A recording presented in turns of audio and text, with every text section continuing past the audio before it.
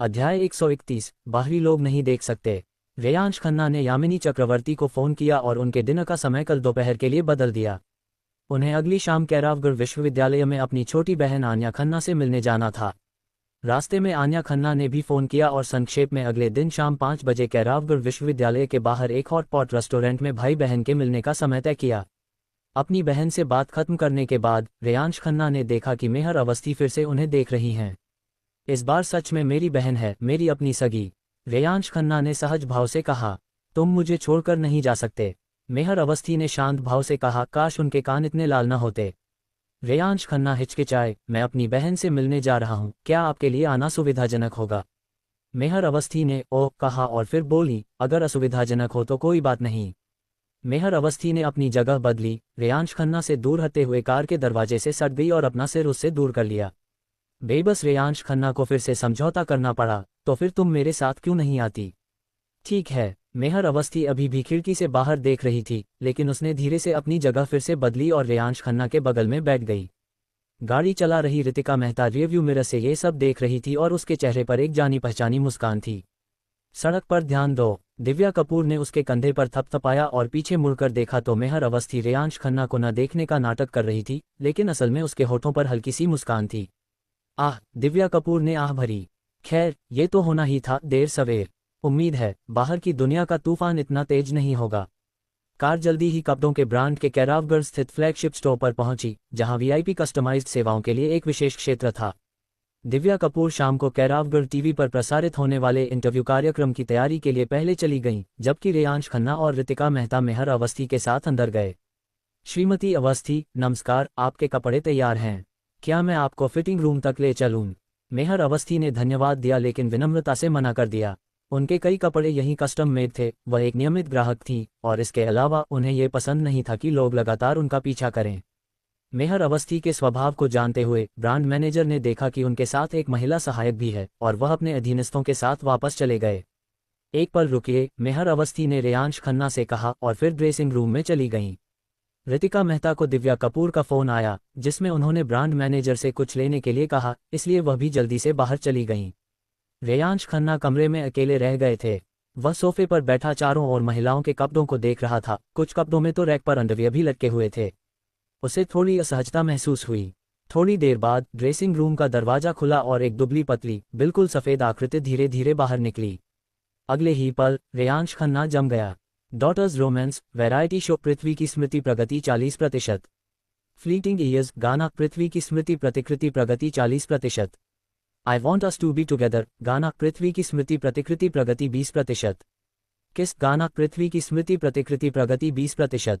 वह बस देखता रहा और उसकी स्मृति प्रगति तेजी से बढ़ने लगी, क्योंकि ठीक उसके सामने मेहर अवस्थी एक सफ़ेद शाम का गाउन पहने खड़ी थी। बिल्कुल सफ़ेद पोशाक उसके सुडौल शरीर को उभार रही थी। हर कदम के साथ उसकी कमर हिल रही थी, उसके लंबे पतले पैर। सबसे महत्वपूर्ण बात, इस पोशाक का गला बहुत नीचे था। रेयांश खन्ना की आंखों के सामने लहराती परतदार सफ़ेद बर्फ का एक विशाल विस्तार खुल गया।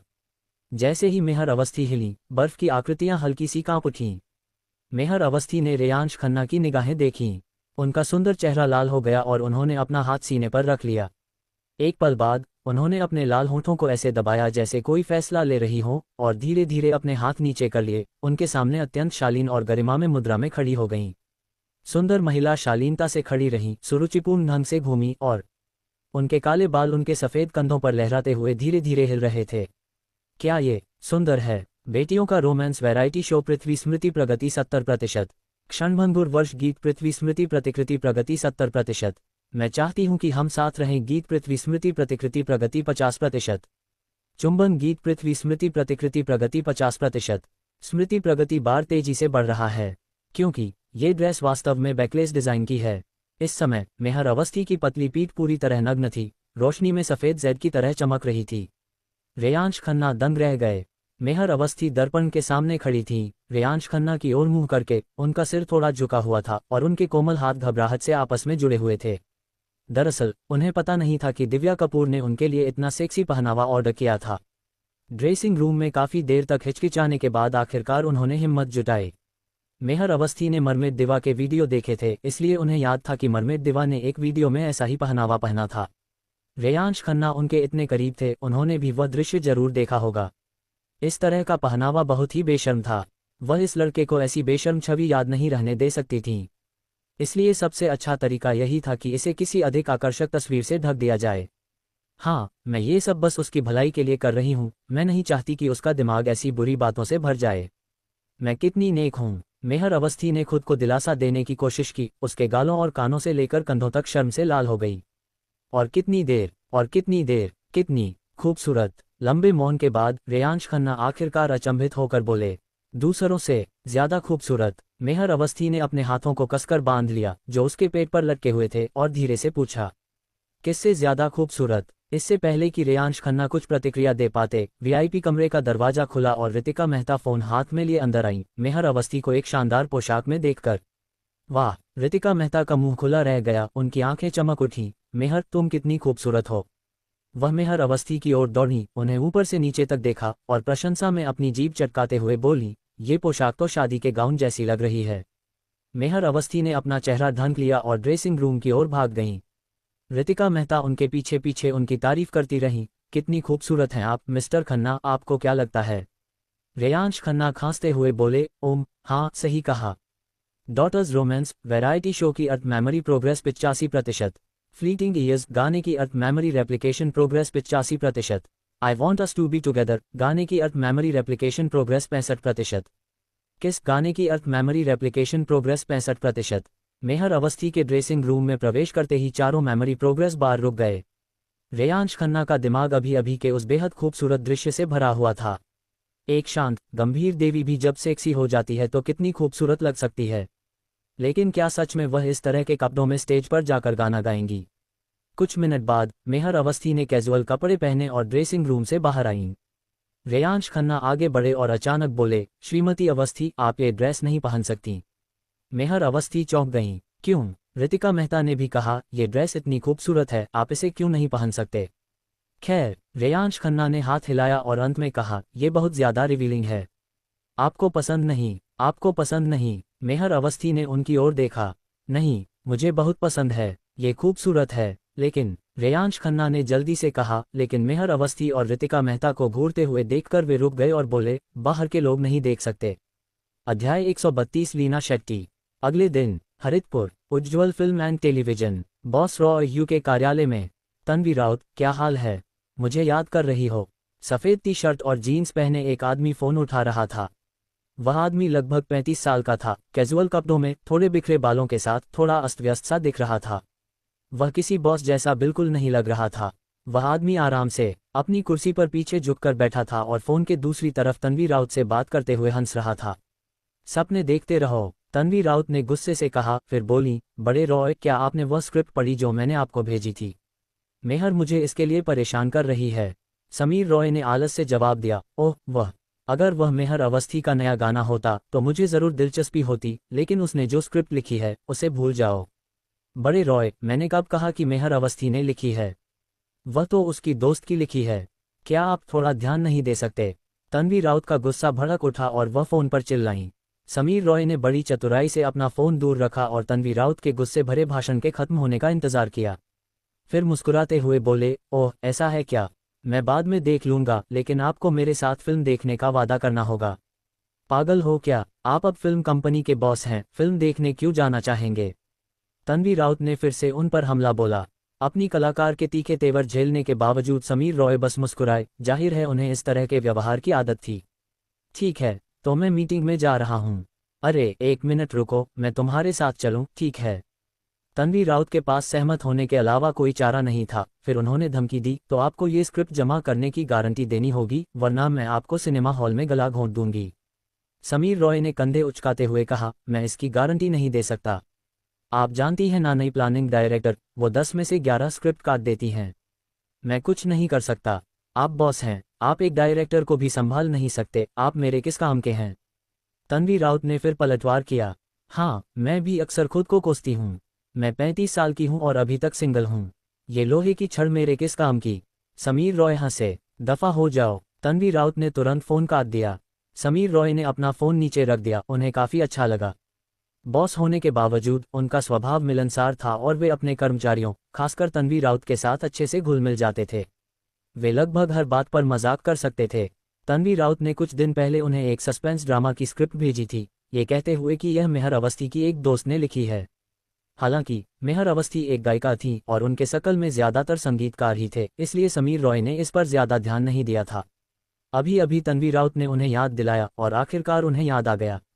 उन्होंने अपना फ़ोन निकाला, व्हाट्सएप खोला और चैट हिस्ट्री में तन्वी राउत द्वारा भेजी गई स्क्रिप्ट मिल गई। लापरवाही भरे रवैये के साथ समीर रॉय ने बेफिक्री से पढ़ना शुरू किया। जैसे जैसे वह पढ़ता गया, उसके चेहरे के भाव धीरे धीरे बदलते गए।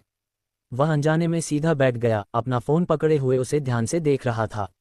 3 एपिसोड जल्दी से खत्म करने के बाद समीर रॉय ने तुरंत अपनी डेस्क पर रखे लैंडलाइन नंबर पर डायल किया। कॉल जल्दी से कनेक्ट हो गया और एक परिपक्व, थोड़ी आकर्षक महिला की आवाज़ सुनाई दी। श्रीमान रॉय। निर्देशक लीना शेट्टी, क्या आप एक पल के लिए यहाँ आ सकती हैं? समीर रॉय ने कुछ जल्दबाजी में कहा। थोड़ी देर में कार्यालय के दरवाजे पर दस्तक हुई और ग्रे शर्ट और स्कर्ट सूट पहने एक महिला अंदर आई। महिला के लंबे बाल करीने से उसके सिर के पीछे बंधे हुए थे और उसने काले फ्रेम का चश्मा पहना हुआ था जिससे उसकी आकर्षक बादाम जैसी आंखें ढकी हुई थीं। उसका कद काठी बहुत अच्छा था। उसने एक क्लासिक ऑफिस लेडी का पहनावा पहना हुआ था। उसके कर्व सुडौल थे, लेकिन महिला थोड़ी गंभीर और पहुंच से बाहर लग रही थी। श्रीमान रॉय, क्या आपको कुछ चाहिए? महिला समीर रॉय के सामने बैठ गई, जिसने मुस्कुराते हुए पूछा। निर्देशक लीना शेट्टी, मैंने सुना है कि आपको आजकल कई अच्छी सस्पेंस स्क्रिप्ट मिली हैं। महिला ने शांत भाव से उत्तर दिया। सचमुच बहुत सारी स्क्रिप्ट हैं, लेकिन उनमें से कोई भी अच्छी नहीं है। समीर रॉय ने कंधे उचकाते हुए मन ही मन सोचा, मुझे पता था। वह मुस्कुराए और बोले, मुझे अभी अभी एक बहुत अच्छी स्क्रिप्ट मिली है। मैं आपको देखने के लिए भेज देता हूँ। अगर यह उपयुक्त लगी तो हम अगले चरण पर बढ़ सकते हैं। फिर उन्होंने महिला को डे एंड नाइट की स्क्रिप्ट का इलेक्ट्रॉनिक संस्करण भेज दिया। ठीक है, तो मैं काम पर वापस जाती हूँ। महिला ने सिर हिलाया, खड़ी हुई और चली गई। ठीक है, आपकी मेहनत के लिए धन्यवाद। महिला के कार्यालय से चले जाने के बाद समीर रॉय ने सिर हिलाया। कितना अफसोस, इतनी सुंदर, हमेशा गंभीर चेहरा। हमारी छोटी तनु कितनी प्यारी है, उसकी डांट कितनी अच्छी लगती है। हाँ, लीना शेट्टी अपने कार्यालय लौटी, बैठ गईं और अपने अन्य कार्यों में लग गईं।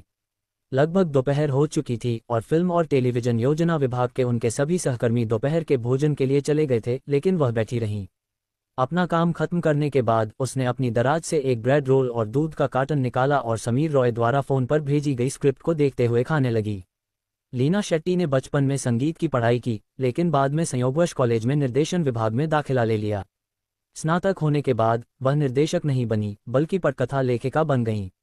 बाद में उन्होंने धीरे धीरे उद्योग में ख्याति अर्जित की और एक मनोरंजन कंपनी में फिल्म और टेलीविजन निर्देशक बन गईं। 6 महीने पहले समीर रॉय ने उन्हें उज्ज्वल फिल्म एंड टेलीविजन में काम करने के लिए चुना। लीना शेट्टी बेहद मेहनती हैं, ओवरटाइम करना उनका काम है, कभी कभी तो पूरी रात भी। जब से उन्होंने फिल्म और टेलीविजन नियोजन विभाग में काम शुरू किया है, कर्मचारी लगातार शिकायत कर रहे हैं। हालांकि पदभार संभालने के बाद से उन्होंने वास्तव में 2 अच्छे कम बजट वाले वेब ड्रामा का निर्माण किया है। गुआंग्यू फिल्म एंड टेलीविजन द्वारा प्रमोट की जा रही सस्पेंस ड्रामा सीरीज का आइडिया भी उन्हीं का था। लीना शेट्टी रोटी चबाते हुए दिन और रात शीर्षक वाली स्क्रिप्ट को ध्यान से पढ़ रही थीं। आधे घंटे बाद उन्होंने फ़ोन उठाया। राष्ट्रपति रॉय, ये स्क्रिप्ट अच्छी है। मैं लेखक से कुछ विवरण पर चर्चा करना चाहूंगी। कैरावगढ़, एक बारबेक्यू रेस्टोरेंट के बाहर एक टैक्सी सड़क के किनारे आकर रुकी और पिछली सीट से एक पुरुष और एक महिला उतरे। पुरुष आकर्षक और शांत था, महिला का काया बेहद खूबसूरत थी, खासकर उसके लंबे सीधे पैर। एक राहगीर उसकी निगाहों में इतना खो गया कि वह लगभग एक पेड़ से टकरा गया। दुर्भाग्य से महिला ने टोपी और मास्क पहन रखा था, जिससे उसका चेहरा ढका हुआ था।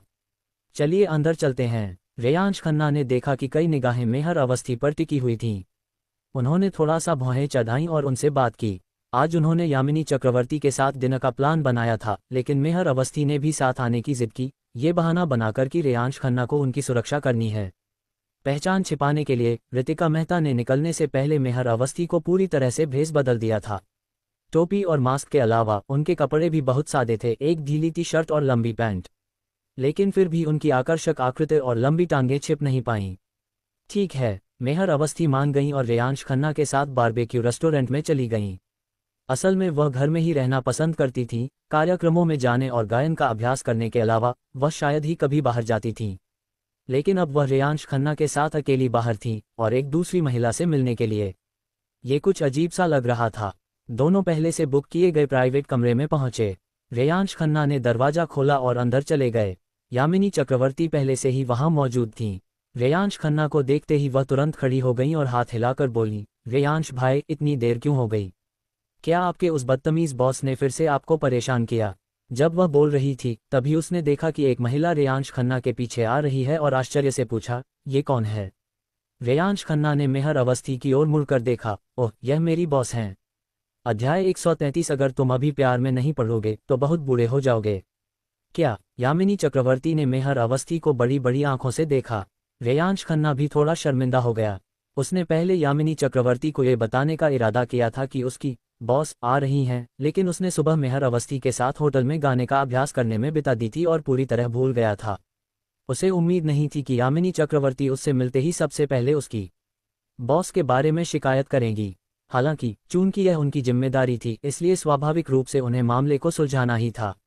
रेयांश खन्ना मेहर अवस्थी को निजी कमरे में ले गए, दोनों महिलाओं के बीच खड़े हुए और उनका परिचय कराया। ये यामिनी चक्रवर्ती हैं, मेरी दोस्त और मेरी मुन्हबोली बहन।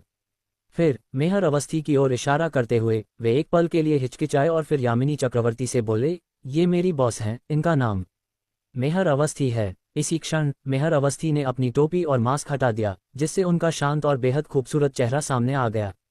यामिनी चक्रवर्ती का मुंह अभी पूरी तरह बंद भी नहीं हुआ था कि वह तुरंत फिर से चौड़ा हो गया। आप मेहर अवस्थी हैं? हे भगवान, ये सच में मेहर अवस्थी हैं? यामिनी चक्रवर्ती ने अपना मुंह ढक लिया। अविश्वास से आंखें चौड़ी करते हुए उन्होंने रेयांश खन्ना को देखा। तो आपकी बॉस मेहर अवस्थी हैं? रेयांश खन्ना ने सिर हिलाते हुए माफी मांगते हुए कहा, माफ कीजिए, क्योंकि श्रीमती अवस्थी एक जानी मानी हस्ती हैं, इसलिए ये सुविधाजनक नहीं था कि मैंने आपको बताया। यामिनी चक्रवर्ती अब भी अचंभित थीं और मन ही मन बुदबुदा रही थीं। राग साहिल मेहर अवस्थी के लिए गीत और कविताएं लिखते हैं और मेहर अवस्थी राग साहिल की बॉस हैं। अब समझ में आया, हा हा हा। यामिनी चक्रवर्ती ने उत्साह से मेहर अवस्थी का हाथ पकड़ लिया। मेहर अवस्थी, मैं आपकी प्रशंसक हूँ। आखिरकार आपसे आमने सामने मिल ही गई। आप टीवी से भी ज्यादा खूबसूरत हैं। क्या आप मेरे ऑटोग्राफ पर हस्ताक्षर कर सकती हैं? उन्होंने अपनी जेब में हाथ डाला, तब उन्हें एहसास हुआ कि उनके पास पेन नहीं है। कोई बात नहीं, चलिए साथ में एक तस्वीर लेते हैं। लाओ जो, आप हमारे लिए एक तस्वीर ले लीजिए। यामिनी चक्रवर्ती ने अपना फोन रेयांश खन्ना को दे दिया और स्नेहपूर्वक मेहर अवस्थी से लिपट गई और अपना हाथ उनके कंधे पर रख दिया। मेहर अवस्थी थोड़ी हैरान थी। उसने रेयांश खन्ना की गोद ली हुई बहन से मिलने के कई तरीके सोचे थे। शायद विनम्रता से, लेकिन मुस्कान के पीछे छिपे गुस्से के साथ। शायद तनावपूर्ण माहौल में, लेकिन उसने कभी नहीं सोचा था कि सागरिका स्टार सचमुच उसकी फैन होगी। उसे इतना उत्साहित देखकर मेहर अवस्थी थोड़ी असमंजस में पड़ गई। वह छोटी उम्र में ही अपने माता पिता को छोड़कर चली गई थी और उसके करीबी रिश्तेदार भी जल्दी ही गुजर गए थे। बड़े होते हुए उसके बहुत कम दोस्त थे और उसे लोगों से बातचीत करना नहीं आता था। इसके अलावा वह कभी किसी रिश्ते में नहीं रही थी और भावनाओं को संभालना नहीं जानती थी। ऐसे में ये तो दूर की बात है कि जिस व्यक्ति को वह पसंद करती है, उसे दूसरे पुरुषों के साथ देखकर कैसा लगेगा। शायद बचपन के अनुभवों ने ही उसे असुरक्षित बना दिया था, इसीलिए वह रेयांश खन्ना के महिला मित्रों से मिलने को लेकर इतनी संवेदनशील थी। श्रीमती अवस्थी, क्या मैं तस्वीरें ले लूं? रेयांश खन्ना की आवाज ने मेहर अवस्थी को होश में ला दिया। उन्होंने हल्के से सिर हिलाया, यामिनी चक्रवर्ती को अपना हाथ पकड़ने दिया और रेयांश खन्ना द्वारा तस्वीरें खींचने में सहयोग किया। मेहर अवस्थी, आप कितनी खूबसूरत हैं। आपकी त्वचा कमाल की है, आप इसका ख्याल कैसे रखती हैं? फोटोशूट के बाद यामिनी चक्रवर्ती ने मेहर अवस्थी का हाथ पकड़ा और उनके बगल में बैठ गईं। उनकी आंखों में उत्साह की चमक थी। धन्यवाद, आप भी खूबसूरत हैं। मेहर अवस्थी ने यामिनी चक्रवर्ती की छाती पर नजर डाली और ईमानदारी से कहा, आपका फिगर मुझसे बेहतर है। यामिनी चक्रवर्ती दिल खोलकर हंसी, मुझ पर मत हंसो, आप मनोरंजन जगत की नंबर 1 लेग गॉडेस हैं। कौन सी औरत हिम्मत करके कह सकती है कि उसका फिगर आपसे बेहतर है? मेहर अवस्थी ने पलकें झपकाईं। कई लोगों ने उनकी खूबसूरती की तारीफ की थी, लेकिन रेयांश खन्ना की गोद ली हुई बहन से उनके सामने इस तरह की तारीफ सुनना थोड़ा अजीब लगा। मुलाकात तो किस्मत की बात है। आइए आइए, एक ड्रिंक लीजिए। यामिनी चक्रवर्ती ने बड़ी दरियादिली दिखाते हुए मेहर अवस्थी के गिलास में बैजियू भर दिया और अपना गिलास भी उठा लिया। श्रीमती अवस्थी पी नहीं सकती। रेयांश खन्ना ने तुरंत उन्हें रोक दिया। ओह हाँ, मिस अवस्थी एक गायिका हैं, उन्हें अपनी आवाज की रक्षा करनी होगी। हाँ हाँ, कोई बात नहीं, मैं पी लूंगी। यामिनी चक्रवर्ती ने अपना सिर पीछे झुकाया और अपने गिलास में रखी शराब गटक ली। रेयांश खन्ना अवाक रह गए। मुझे लगता है कि आप बस पीना चाहती थी, है ना? यामिनी चक्रवर्ती मुस्कुराई और रेयांश खन्ना को एक और गिलास दिया। मेहर अवस्थी ने झट से कहा, वह पी नहीं सकते।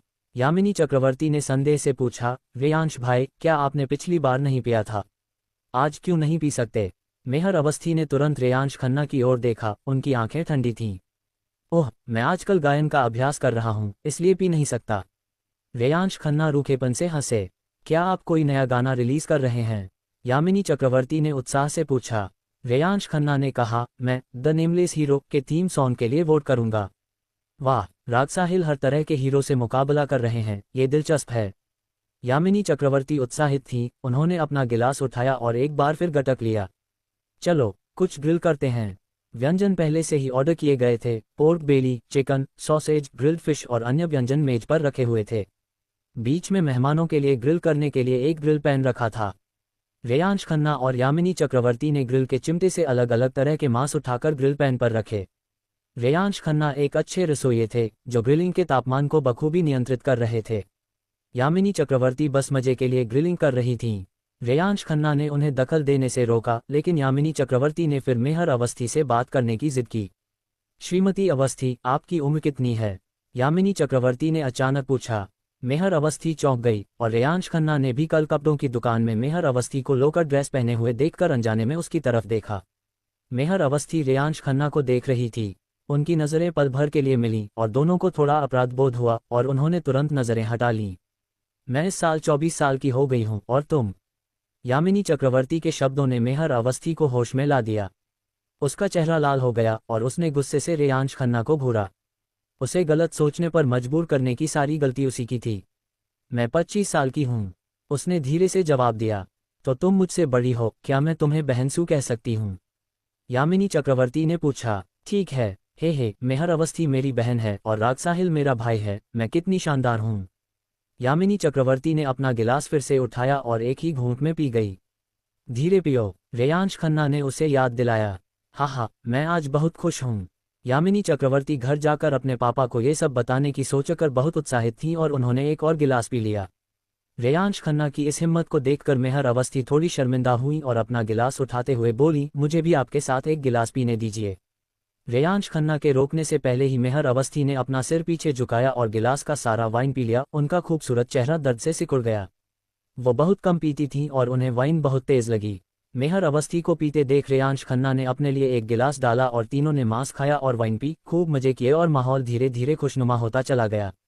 2 गिलास के बाद मेहर अवस्थी के गोरे गाल पके आड़ू की तरह गुलाबी हो गए। बहनसू, आप कितनी बड़ी, गोरी और खूबसूरत हैं। आपका बॉयफ्रेंड कितना खुशनसीब है। इस समय तक यामिनी चक्रवर्ती आधा जिन 250 मिलीलीटर से ज्यादा पी चुकी थीं और उनकी जबान लड़खड़ाने लगी थी। उन्होंने मेहर अवस्थी के कंधे पर हाथ रखा, उनकी आंखें चमक रही थीं, मानो उन्हें चूमने की तीव्र इच्छा हो। ये देखकर कि वह काफी नशे में थीं, रेयांश खन्ना ने सुझाव दिया कि अब बस करें। बिल चुकाने के बाद रेयांश खन्ना और मेहर अवस्थी ने लड़खड़ाती हुई यामिनी चक्रवर्ती को बारबेक्यू रेस्टोरेंट से बाहर निकाला। उन्होंने एक टैक्सी बुलाई और उन्हें घर ले गए। बहनसू, क्या आप किसी को डेट कर रही हैं? घर में घुसने से पहले यामिनी चक्रवर्ती ने अचानक पीछे मुड़कर मेहर अवस्थी से पूछा। उनके चेहरे पर सपनों भरी मुस्कान थी। मेहर अवस्थी ने रेयांश खन्ना की ओर देखा। नहीं बहनसू, आप तो 25 साल की हो चुकी हैं। अगर जल्द ही किसी को डेट नहीं करेंगी तो बूढ़ी लगने लगेंगी। यामिनी चक्रवर्ती हंसी, रेयांश खन्ना को आंख मारी और लड़खड़ाते हुए अपने घर में चली गईं। यामिनी चक्रवर्ती की बकवास मत सुनो, वो खुद सिंगल है। रेयांश खन्ना ने मेहर अवस्थी से कहा।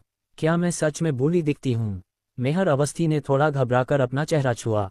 तुम इतनी खूबसूरत हो, बिल्कुल भी बूढ़ी नहीं लगती, रेयांश खन्ना ने कहा। सच में? मेहर अवस्थी ने फिर पूछा। बिल्कुल सच है, भविष्य में जब तुम सच में बूढ़ी हो जाओगी तब भी कोई न कोई तुम्हारे साथ होगा। रेयांश खन्ना ने गंभीरता से जवाब दिया। कौन होगा मेरे साथ? मेहर अवस्थी ने ऊपर उसकी ओर देखा, उसकी आंखें शांत झील की तरह लहरों की तरह चमक रही थीं।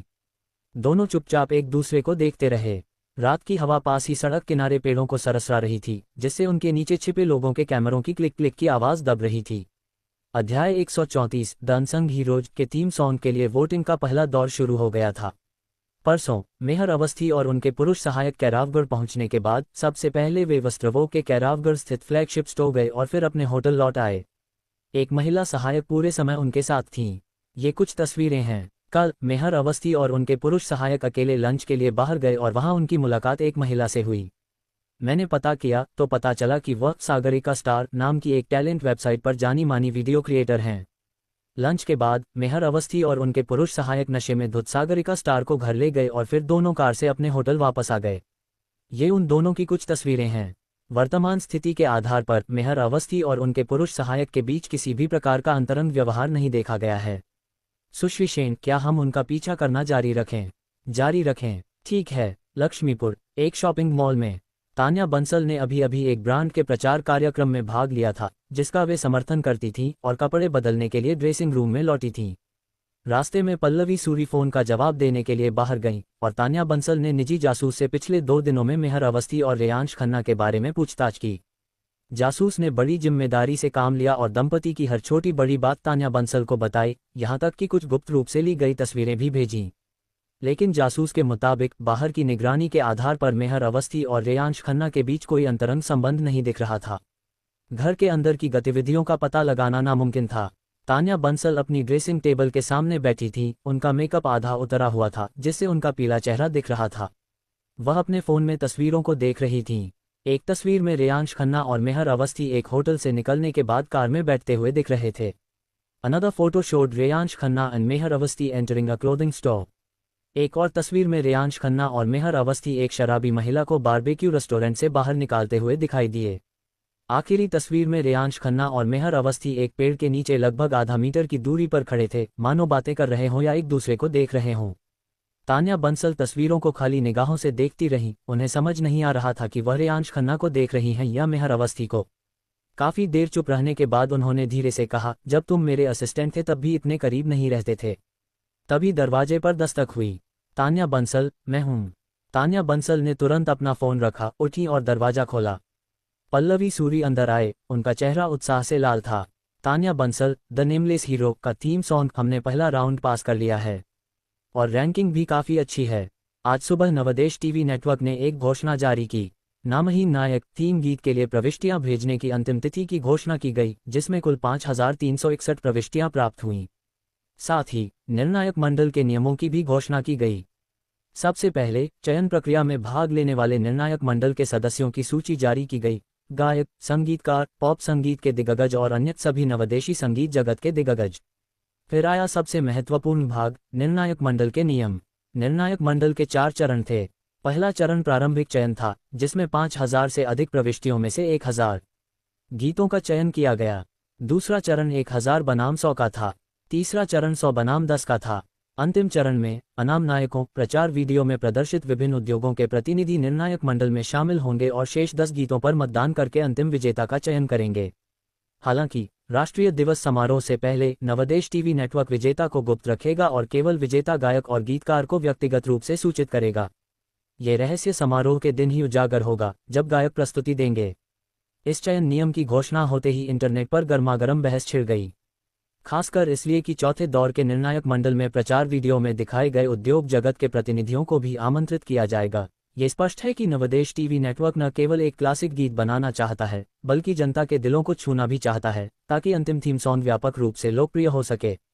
एक विश्वसनीय सूत्र ने बताया कि निर्णायक मंडल का पहला दौर पहले ही संपन्न हो चुका है और दूसरे दौर के लिए चुने गए 1000 गानों को उनके अंकों के आधार पर रैंकिंग दी जाएगी। हालांकि नवदेश टीवी नेटवर्क की गोपनीयता नीति के कारण सटीक रैंकिंग अज्ञात है। नवदेश टीवी नेटवर्क में एक अच्छे मित्र होने के कारण पल्लवी सूरी को कुछ अंदरूनी जानकारी मिली। उनकी बात सुनकर तान्या बंसल ने तुरंत पूछा, क्या आपको पता है कि मेरी रैंक क्या थी? पल्लवी सूरी ने उत्साह से जवाब दिया, मेरी दोस्त ने ज्यादा कुछ नहीं बताया, बस इतना कहा कि आप टॉप 100 में हैं। तान्या बंसल भी थोड़ी उत्साहित थीं। पूरे संगीत जगत और इतने सारे शौकिया गायकों के बीच टॉप 100 में जगह बनाना ही उनकी प्रतिभा को साबित करने के लिए काफी था। मैंने सुना है कि रिया तलवार, मधुरा कुलकर्णी, झांग युएलिन, यूरू, नीलम सक्सेना और लिन युआन सभी आगे बढ़ गई हैं। रिया तलवार की रैंकिंग बहुत ऊंची है, उन्हें टॉप 10 में होना चाहिए। पल्लवी सूरी ने जिन लोगों का जिक्र किया उनमें लिन युआन पॉप किंग हैं, मधुरा कुलकर्णी और नीलम सक्सेना दिग्गज सुपरस्टार हैं, और रिया तलवार, झांग युएलिन और यूरू को 4 छोटी स्वर्गीय रानियां माना जाता है। उनका आगे बढ़ना स्वाभाविक ही था। तान्या बंसल एक पल के लिए रुकी, फिर पूछा, मेहर अवस्थी का क्या हुआ? पल्लवी सूरी भी रुकी, उनके चेहरे पर संदेह झलक रहा था। मैंने सुना है कि मेहर अवस्थी ने भाग नहीं लिया। ये कैसे मुमकिन है? तान्या बंसल की आंखें अविश्वास से चौड़ी हो गईं। उसने रेयांश खन्ना को अपने पास रखने के लिए बहुत कोशिशें की, सिर्फ इसलिए कि वो उसके लिए गाने लिखे। वो हिस्सा कैसे नहीं ले सकती? पल्लवी सूरी ने कहा, मुझे पूरी जानकारी नहीं है। मेरी दोस्त का ज्ञान सीमित है। अगर तुम सच में जानना चाहती हो तो तुम्हें सीधे मेहर अवस्थी से पूछना चाहिए। तान्या बंसल ने ताना मारते हुए कहा, वो मुझे सच कैसे बता सकती है? वैसे पहले दौर में बड़ा उलटफेर हुआ है, पल्लवी सूरी ने आगे कहा। क्या? कहा जाता है कि पहले दौर का विजेता एक नौसिखिया है। कैरावगढ़, नवदेश टीवी नेटवर्क। राष्ट्रीय दिवस समारोह गीत चयन कार्यालय। थीम सॉन्ग नामहीन नायक के लिए पहले दौर की निर्णायक मंडली समाप्त हो गई है। क्योंकि बहुत सारे गाने जमा हुए थे, इसलिए पहले दौर में 50 निर्णायक मंडली थी। प्रत्येक गीत को संबंधित मानदंडों के अनुसार अंक दिए गए और अंकों के आधार पर रैंकिंग की गई। 2 दिनों तक लगभग पूरी रात गाने सुनने और उन्हें अंक देने के बाद जजों ने आखिरकार पहले दौर का मूल्यांकन पूरा कर लिया।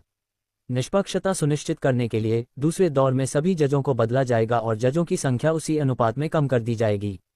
हालांकि जिन जजों ने अपना काम पूरा कर लिया था वे नहीं गए। वे सभी कार्यालय में बैठे स्पीकरों से बज रहे एक गाने को सुन रहे थे। वे कहते हैं, प्रकाश फैलाओ, हर राक्षस को वश में करो। वे कहते हैं, अपने घावों को भर लो, कोई भी मस्खरे से प्यार नहीं करता। अकेले क्यों रहो, नहीं, गौरवशाली बनो। मनुष्य केवल अपूर्ण हैं, प्रशंसा के योग्य हैं। कौन कहता है कि कीचड़ में सने लोग नायक नहीं होते? स्पीकरों के माध्यम से जजों से भरे विशाल कमरे में एक गहरी, गूंजती हुई पुरुष आवाज गूंज रही थी। इन जाने माने गायकों, गीतकारों और निर्माताओं ने जजों से अपेक्षित कड़ी आलोचना या कठोरता नहीं दिखाई, बल्कि सभी के चेहरे पर उत्साह और उमंग के भाव थे। पहले दौर का निर्णायक मंडल काफी पहले ही समाप्त हो चुका था, लेकिन कुछ जज जो अभी भी और सुनना चाहते थे, उन्होंने एक ऐसा गीत बजाया जिसने उन पर गहरी छाप छोड़ी थी। वे इसे दोबारा सुनना चाहते थे, ये जानते हुए कि दूसरे दौर में जज अलग होंगे और उन्हें दोबारा मौका नहीं मिलेगा। अप्रत्याशित रूप से जैसे ही गीत बजना शुरू हुआ, बाकी जज जो जाने ही वाले थे सब वहीं रुक गए। गीत बजते ही कई लोग साथ गाने भी लगे। गीत समाप्त होने पर भी जजों की इच्छा और बढ़ गई। मेरे रोंगटे खड़े हो गए। ये गीत अनसंग हीरोज की थीम के लिए एकदम सही है। रिया तलवार और लिन युआन के दोनों गीत भी अच्छे थे, लेकिन इसकी तुलना में उनमें कुछ कमी है। हाँ, महान लोग एक जैसी सोच रखते हैं। पहला स्थान बिल्कुल सही है, किसी ने अपनी जांघ थपथपाते हुए कहा। हाँ, मेरा दोस्त दूसरे राउंड में जज है। मुझे उसे बताना होगा कि यह गाना अगले राउंड में जाना चाहिए। हम इतने अच्छे गाने को अनदेखा नहीं कर सकते। हाँ, मैं भी अपने दोस्त को बता दूंगा। बाकी सबने भी यही कहा। संगीत जगत आपस में जुड़ा हुआ है। पहले राउंड के कई जज दूसरे राउंड में भाग लेने वाले संगीतकारों को जानते थे। जजों के कार्यालय से निकलने के बाद सभी ने अपने फ़ोन निकाले और अपने दोस्तों को फ़ोन करने लगे। ओल्ड चेन, दूसरे राउंड में ध्यान देना, एक बहुत अच्छा गाना है। भाई, एक बहुत अच्छा गाना है। अगर तुम्हें कहीं सुनने को मिले तो उसे अच्छे नंबर देना याद रखना। प्रोड्यूसर निखिल अरोरा, मैंने सुना है कि आप दूसरे राउंड में जजिंग करने वाले हैं। एक गाना है जो बहुत बढ़िया है, उसे 10 नंबर देना गलत नहीं होगा। हाँ, गाने का नाम है अकेला जज्बा। अध्याय 135 अनुशंसा, अकेला जज्बा, मानव से मानव संचरण की घटना। नवदेश टीवी नेटवर्क से 50 जजों के पहले दौर के जाने के बाद उसी दोपहर 30 जजों का दूसरा दौर थीम सॉन्ग चयन के लिए विशेष रूप से इस्तेमाल किए जाने वाले कार्यालय में पहुंचा। सितंबर की शुरुआत हो चुकी है और अनसंग हीरोज के थीम सॉन्ग को 25 सितंबर तक अंतिम रूप देना है। इसके बाद प्रोडक्शन टीम गायकों को रिहर्सल के लिए आने की सूचना देगी। थीम सॉन्ग चयन का मुख्य उद्देश्य शीर्ष 100 में से शीर्ष 10 का चयन करने का तीसरा दौर और चौथा दौर है, जिसमें विभिन्न उद्योगों के अनसंग हीरोज व्यक्तिगत रूप से विजेताओं का चयन करेंगे। इसलिए पहले 2 दौरों की गति बहुत तेज होनी चाहिए। 30 जजों के इस समूह में गायक, गीतकार, संगीत समीक्षक, रिकॉर्ड कंपनी के निर्माता भी शामिल हैं। और भी बहुत कुछ, देश भर के सभी उद्योग जगत के दिग्गज। राघव सेन एक संगीत समीक्षक हैं। उनका असली नाम कम ही लोग जानते हैं, लेकिन संगीत जगत से जुड़े लोगों के बीच उनका ऑनलाइन नाम ईयर एम्परर काफ़ी मशहूर है। बज़ग्राम पर करोड़ों फॉलोअर्स वाले ये मशहूर संगीत समीक्षक अपनी तीखी और गहरी टिप्पणियों के लिए जाने जाते हैं। सुरों का संग्राम के पिछले एपिसोड के प्रसारण के बाद राघव सेन की जोशीली संगीत समीक्षाओं की वजह से ही मेहर अवस्थी का गाना लेटर रातों रात हिट हो गया। इसके अलावा अनसंग हीरोज थीम सॉन्ग प्रतियोगिता के दूसरे दौर में जज के तौर पर आमंत्रित किया जाना संगीत जगत में राघव सेन की प्रतिष्ठा को दर्शाता है। हालांकि हैरानी की बात यह है कि नवदेश टीवी नेटवर्क पहुंचने से पहले ही राघव सेन को एक दोस्त का फोन आया। उनका दोस्त पहले दौर में जज था और उसने बड़े उत्साह से राघव सेन को एक खास गाने पर ध्यान देने को कहा और उसे अच्छे अंक देने का अनुरोध भी किया। एक बेहद निष्पक्ष और सख्त संगीत समीक्षक होने के नाते राघव सेन ने स्वाभाविक रूप से इस तरह की धोखाधड़ी को ठुकरा दिया। उन्होंने अनुमान लगाया कि उनके दोस्त ने शायद ऐसा करने के लिए रिश्वत ली होगी। राघव सेन, जो मशहूर कानों के बादशाह थे, भला वे ऐसा घटिया बर्ताव कैसे कर सकते थे। राघव सेन जजों के दफ्तर में दाखिल हुए और वहां कई जाने पहचाने चेहरे देखकर मुस्कुराए। प्रोफेसर संदीप कुलकर्णी, आप भी यहाँ हैं। प्रोड्यूसर अरमान सेठी, बहुत दिनों बाद मिले। प्रोफेसर रितेश बत्रा, क्या हम एक ही ग्रुप में बैठें? दफ्तर काफ़ी बड़ा था, जिसमें एक साथ 50-60 लोग बैठ सकते थे। प्रोडक्शन टीम ने पहले से ही दर्जनों प्लेबैक डिवाइस और हेडफोन तैयार रखे थे। काम को और बेहतर बनाने के लिए 30 जजों को 5 ग्रुप में बांटा गया था। हर ग्रुप 200 गानों के लिए जिम्मेदार था। आखिर में रैंकिंग सीधे स्कोर के आधार पर तय की गई। राघव सेन दूसरे ग्रुप में थे, जहां उनके चारों ओर जाने पहचाने चेहरे थे। वे बातें कर रहे थे, हंस रहे थे, और किसी ने राघव सेन के कान में फुसफुसाया, ओल्ड वांग, अभी अभी सौरभ कुलकर्णी का फोन आया था। उन्होंने कहा कि एक बहुत अच्छा गाना है और मुझे उस पर नजर रखने को कहा। सौरभ कुलकर्णी ने बताया कि सभी जजों ने उसे अच्छे नंबर दिए हैं। राघव सेन थोड़ा हैरान हुए। मुझे भी अजय सोडी का फोन आया था और उन्होंने भी कुछ ऐसा ही कहा जैसा आपने कहा। दूसरा व्यक्ति चौंक गया। सच में? क्या वे एक ही गाने की बात कर रहे हैं? राघव सेन ने पूछा। रेयांश भाई ने जिस गाने का जिक्र किया था, उसका नाम क्या है? उस व्यक्ति ने इधर उधर देखा और धीरे से कहा, मुझे लगता है उसका नाम अकेला जज्बा है। राघव सेन और भी ज्यादा हैरान हो गए। जी हाँ, अजय सोडी ने मुझे इसी गाने के बारे में बताया था। सच में? आप दोनों को भी इस गाने के लिए चुना गया है? पास में मौजूद किसी ने ये सुना और वह भी आश्चर्यचकित रह गया। उनकी आवाज़ थोड़ी तेज थी और ऑफिस में सभी ने सुन ली। राघव सेन को थोड़ी झुंझलाहट हुई। धिक्कार है, कहीं लोग गलत न समझ लें और यह न सोचें कि हमने किसी को तरजीह दी है। क्या ये अकेला जज्बा है? मेरे दोस्त ने, जिसने पहले राउंड में जजिंग की थी, उसने भी इस गाने की सिफारिश की थी। मैंने भी। इसका क्या मतलब है? ये गाना कौन गाता है? उनका तो बहुत प्रभाव है। नतीजतन 30 जजों में से लगभग आधे जजों ने पहले राउंड के जजों द्वारा अकेला जज्बा की सिफारिश की थी। राघव सेन ने कहा, मुझे लगता है कि हम आम लेकिन महान गुमनाम नायकों को श्रद्धांजलि दे रहे हैं, इसलिए हमें निष्पक्ष और तटस्थ रहना चाहिए और सबसे अच्छा और उपयुक्त गाना चुनना चाहिए। हम किसी भी तरह की बेईमानी नहीं कर सकते। ठीक है, रेयांश भाई ने हद पार कर दी, मैं वापस जाकर उसे अच्छे से समझाऊंगा। सहमत। ये नवदेश टीवी का राष्ट्रीय दिवस समारोह है, नायकों को श्रद्धांजलि। इसमें जरा सा भी भ्रष्टाचार कैसे हो सकता है? राघव सेन की अपील पर सभी ने जवाब दिया और संकेत दिया कि वे हर गाने के साथ निष्पक्ष व्यवहार करेंगे। जहां तक अकेला जज्बा की बात है, इस तरह की चालाकी और छल कपट को देखते हुए इसकी गुणवत्ता के बारे में कुछ कहना मुश्किल है, लेकिन किसी भी हालत में वे इसे कोई विशेष सम्मान नहीं देंगे। जजों ने सर्वसम्मति से अपना काम शुरू कर दिया। अधिक लोगों के शामिल होने से कार्यकुशलता बढ़ गई। दोपहर 3 बजे तक अधिकांश गानों को स्कोर दे दिया गया था और रैंकिंग सिस्टम में दर्ज कर दिया गया था, जहां कंप्यूटर स्कोर के आधार पर स्वचालित रूप से रैंकिंग तैयार करेगा। वर्तमान में शीर्ष पर लेजेंडरी गाना था, जिसे महेश तलवार ने लिखा और संगीतबद्ध किया था और रिया तलवार ने गाया था, जिसका स्कोर 9.2 था। लोकप्रिय गायिका लिन युआन 9.1 स्कोर के साथ दूसरे स्थान पर रहीं, जिससे प्रतियोगिता और भी कड़ी हो गई। तान्या बंसल का गाना आई वाज नेमलेस 7.5 स्कोर के साथ 31वें स्थान पर रहा, जो कि काफी अच्छा था। इस समय राघव सेन ने एक गाना सुनना समाप्त किया, अपना सिर हिलाया और उसे 5 अंक दिए। उन्होंने लगभग 20 गाने सुने थे और एक भी गाना उन्हें पासिंग ग्रेड नहीं मिला था। कितने घटिया गाने थे। पहले दौर के जज बिल्कुल अविश्वसनीय थे। अगले ही पल राघव सेन रुक गए। उन्होंने एक जाना पहचाना नाम देखा, अकेला जज्बा। वाह, ये गाना सच में मेरे हाथ लग गया। ठीक है, मैं इसे सुन लेता हूं और देखता हूं कि तुम्हारा स्तर क्या है। राघव सेन ने अपने चेहरे पर तिरस्कार भरी मुस्कान लिए, हेडफोन लगाए और प्ले बटन दबाया। आधे मिनट बाद उनका भाव धीरे धीरे बदल गया और वे गंभीर हो गए। 4 मिनट बाद गाना खत्म हो गया। राघव सेन दंग रह गए। फिर उन्होंने रिप्ले बटन दबाया। 4 मिनट बाद उन्होंने इसे दोबारा सुना। राघव सेन दंग रह गए। उन्होंने फिर से रिप्ले बटन दबाया। स्तब्ध। उन्होंने इसे फिर से सुना। स्तब्ध। और फिर से किसी ने उन्हें कोहनी मारी, शिक्षक वांग, क्या आपका काम अभी तक खत्म नहीं हुआ? राघव सेन ने ऊपर देखा और महसूस किया कि सभी उन्हें घूर रहे हैं। बाकी सभी जज अपने गाने सुन चुके थे, वह अकेले थे जो अभी भी वहीं बैठे थे, स्तब्ध। शिक्षक वांग, क्या हुआ? उनका पीला चेहरा देखकर बाकी जजों ने सोचा कि वह अस्वस्थ हैं और जल्दी से पूछा। राघव सेन ने चुपचाप अपने हेडफोन उतारे और अपने डिवाइस को स्पीकर पर चालू किया। ये गाना सुनिए। गहरा लेकिन दिल को छू लेने वाला परिचय शुरू होता है।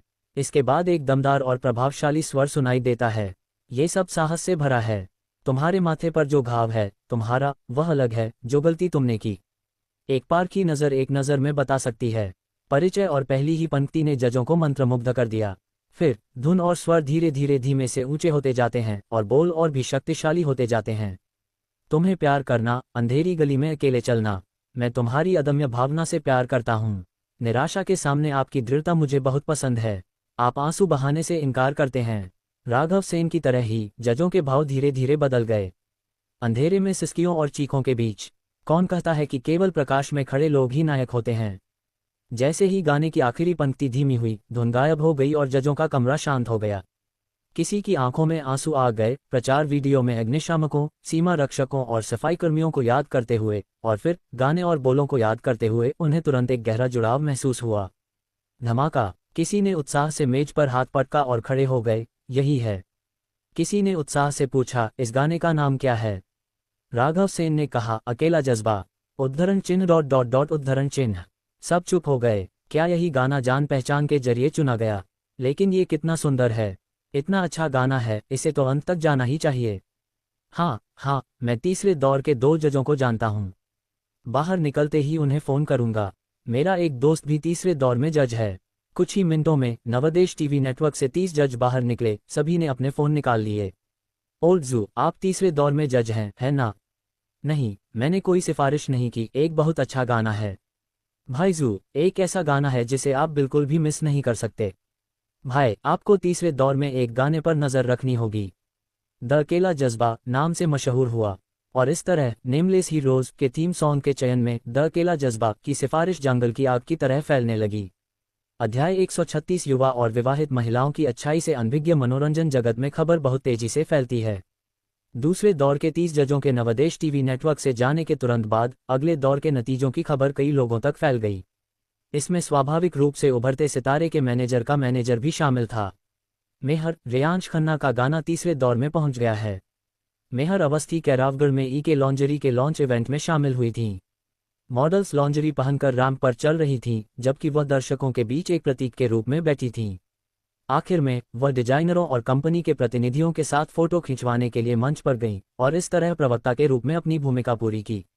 इवेंट के बाद बैकस्टेज जाते समय दिव्या कपूर ने उन्हें ये खबर सुनाई। थोड़ी थकी हुई मेहर अवस्थी एकदम चौकन्नी हो गईं। उनकी साफ नम आंखें थोड़ी चौड़ी हो गईं। सच में? उसकी रैंकिंग क्या है? उनके बगल में बैठी रितिका मेहता हंस पड़ी। मेहर दीदी, आप तो लगभग सो ही रही थीं, लेकिन अब आप पूरी तरह जाग गई हैं। मेहर अवस्थी ने अपनी असिस्टेंट के मजाक को नज़रअंदाज करते हुए उत्सुकता से दोबारा पूछा, उनकी रैंकिंग क्या है? दिव्या कपूर ने उनका हाथ खींचते हुए हंसते हुए कहा, नंबर 1। वाह! मेहर अवस्थी ने धीरे से सांस ली। उनका मुंह खुला रह गया। फिर उनके चेहरे पर एक दुर्लभ मुस्कान आ गई। यह एक चमकदार और खूबसूरत मुस्कान थी, दोपहर के सूरज की तरह, आकाश में चमकते चांद की तरह। राहगीर इस अतुलनीय मुस्कान से मंत्रमुग्ध हो गए। रितिका मेहता ने प्रशंसा में अपनी जीभ चटकाई। मेहर, पिछले साल गोल्डन माइक अवार्ड्स में पुरस्कार जीतने पर भी तुम इतनी खुश नहीं थी। दिव्या कपूर ने मेहर अवस्थी का हाथ पकड़कर उनके थोड़े पीले पड़े चेहरे को देखा, जो एक अटूट मुस्कान से दमक रहा था, और स्नेह से उन्हें थपथपाए बिना नहीं रह सकी। नादान लड़की। तीनों बैकस्टेज ड्रेसिंग रूम की ओर चल पड़ी, जहां रेयांश खन्ना पहले से ही दरवाजे पर उनका इंतजार कर रहे थे। मेहर अवस्थी को मुस्कुराते देख रेयांश खन्ना उत्सुकता से आगे बढ़े और पूछा, आपको इतनी खुशी किस बात की है? रितिका मेहता मुस्कुराई, यह आपका काम है, और क्या हो सकता है? मेरा काम? रेयांश खन्ना हैरान रह गए। रितिका मेहता कुछ बोलने ही वाली थी कि मेहर अवस्थी ने बीच में ही टोकते हुए कहा, आपका गाना तीसरे राउंड में पहुंच गया है और यह पहले स्थान पर है। वह खुद उन्हें ये खुशखबरी सुनाना चाहती थीं। रेयांश खन्ना चौंक गए। फिर उन्हें एहसास हुआ कि वह नेमलेस हीरो थीम सॉन्ग प्रतियोगिता की बात कर रही थीं। मेहर अवस्थी के चेहरे पर दुर्लभ मुस्कान देखकर उन्होंने भी मुस्कुराते हुए कहा, श्रीमती अवस्थी, धन्यवाद। मेहर अवस्थी थोड़ी हैरान हुई, किस बात के लिए धन्यवाद? रेयांश खन्ना ने कहा, आपने मेरा साथ दिया, मेरे साथ अभ्यास किया और गाने को रिकॉर्ड करने में मेरी मदद की, जिससे मुझे प्रतियोगिता में भाग लेने का अवसर मिला। मेहर अवस्थी ने उसकी आंखों में देखने की हिम्मत नहीं की। सिर झुकाकर धीरे से कहा, ये तो इसलिए है क्योंकि आप में प्रतिभा है। उफ टिल्ड मुझे रोंगटे खड़े हो रहे हैं। क्या तुम दोनों घर पर दिखावा करना बंद कर सकती हो? ऋतिका मेहता ने फुसफुसाते हुए कहा और लगातार अपनी बांह रगड़ती रही। आसानी से शर्मिंदा हो जाने वाली मेहर अवस्थी इसे और बर्दाश्त नहीं कर सकी और उसे मारने की कोशिश की, लेकिन ऋतिका मेहता मुस्कुराते हुए बच गई। ठीक है मेहर, पहले जाकर कपड़े बदल लो, दिव्या कपूर ने मुस्कुराते हुए कहा। वैसे मिस अवस्थी, वह ड्रेस जो आपने परसों ट्राई की थी। मेहर अवस्थी ड्रेसिंग रूम में जाने ही वाली थी कि अचानक रेयांश खन्ना बोल पड़े। वह उस सेक्सी लो कट बैकलेस गाउन की बात कर रहे थे जो दिव्या कपूर ने मेहर अवस्थी के लिए खास तौर पर बनवाया था, जिसे वह परसों सुरों का संग्राम की रिकॉर्डिंग में पहनने वाली थीं। मैं वह नहीं पहनूंगी, मेहर अवस्थी ने ड्रेसिंग रूम में जाने से पहले उनकी ओर मुड़कर यह कहा। रेयांश खन्ना को राहत मिली और उनके चेहरे पर सुकून भरी मुस्कान आ गई। श्री खन्ना, चिंता मत कीजिए, मेहर दीदी किसी को देखने नहीं देंगी। ऋतिका मेहता रेयांश खन्ना पर हंस पड़ीं। मुझे लगा कि यह स्टाइल श्रीमती अवस्थी की छवि के अनुरूप नहीं था। रेयांश खन्ना थोड़ा शर्मिंदा हुए और जल्दी से अपनी बात समझाए। श्री खन्ना, मैं आपको कुछ बताना चाहती हूँ। ऋतिका मेहता ने ड्रेसिंग रूम की ओर देखा और रेयांश खन्ना के कान में फुसफुसाते हुए कहा, मेहर दीदी ने मुझसे वह ड्रेस चुपके से रखने को कहा था। मुझे यकीन है कि वह इसे एक दिन सिर्फ आपके लिए पहनना चाहती हैं। हाँ, क्या इससे आपको खुशी नहीं होती? ऋतिका, अंदर आओ। ड्रेसिंग रूम का दरवाजा खुला, ऋतिका मेहता ने जवाब दिया। रेयांश खन्ना को आंख मारी, ड्रेसिंग रूम में गई और दरवाजा बंद कर लिया। आह मेहर दीदी, मैं गलत था। ओह। कुछ ही देर में अंदर से एक दर्द भरी चीख सुनाई दी। उसी क्षण रेयांश खन्ना का फोन बजा। उनकी बहन आन्या खन्ना का फोन था। भाई, आज शाम 6 बजे चुन्नई गार्डन। आन्या खन्ना की आवाज़ शांत और स्पष्ट थी, बिना किसी अनावश्यक शब्द के। ठीक है, रेयांश खन्ना मान गए, फिर पूछा, क्या किसी को साथ लाना सुविधाजनक होगा? कौन? मेरे बॉस। ठीक है, आन्या खन्ना ने संक्षेप में फ़ोन रख दिया। रेयांश खन्ना ने अपने फ़ोन की काली स्क्रीन को देखा और अपना सिर हिलाए बिना और मुस्कुराए बिना नहीं रह सके। उनकी छोटी बहन हमेशा से ऐसी ही थी, अलग थलग और शांत, परिवार से भी शायद ही कभी कुछ बोलती थी। रेयांश खन्ना ने कल रात उनके साथ डिनर करने की योजना बनाई थी, लेकिन आन्या खन्ना ने कहा कि उन्हें कुछ काम है, इसलिए उन्होंने इसे आज रात के लिए टाल दिया।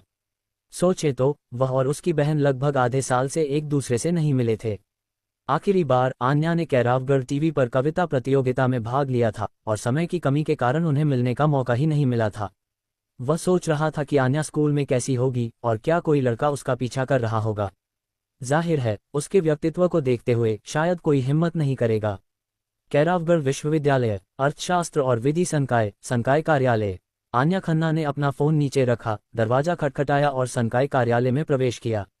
शिक्षिका वांग, एक महिला शिक्षिका डेस्क पर बैठी थीं।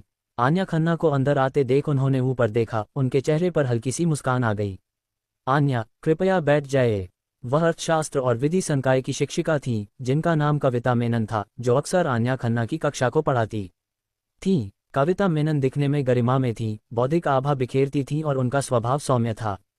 अर्थशास्त्र एवं विधि संकाय के अनेक छात्रों और शिक्षकों के दिलों में वह सफ़ेद चांदनी की तरह चमकती थीं। उनकी एकमात्र कमी ये थी कि उनका तलाक हो चुका था, लेकिन सौभाग्य से उनकी कोई संतान नहीं थी और विद्यालय के कई लड़के उन पर मोहित थे। कुछ महीने पहले उनकी बड़ी बहन श्रेया खन्ना आन्या खन्ना से मिलने कैरावगढ़ आई और संयोगवश उनकी मुलाकात कविता मेनन से हुई।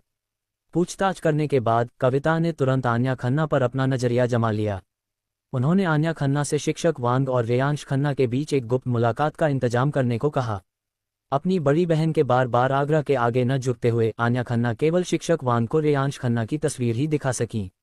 अप्रत्याशित रूप से कविता मेनन को काफ़ी दिलचस्पी हुई और उन्होंने रेयांश खन्ना की स्थिति के बारे में विस्तार से पूछताछ की। उन्हें पता चला कि रेयांश खन्ना भी उन्हीं की तरह तलाकशुदा थे, लेकिन उनकी कोई संतान नहीं थी। इससे उनकी दिलचस्पी और भी बढ़ गई। चूंकि रेयांश खन्ना कैरावगढ़ में आ रहे थे और अपनी बड़ी बहन के लगातार आग्रह पर आन्या खन्ना के पास शिक्षक वांग और अपने दूसरे भाई के बीच मुलाकात का इंतजाम करने के अलावा कोई विकल्प नहीं था।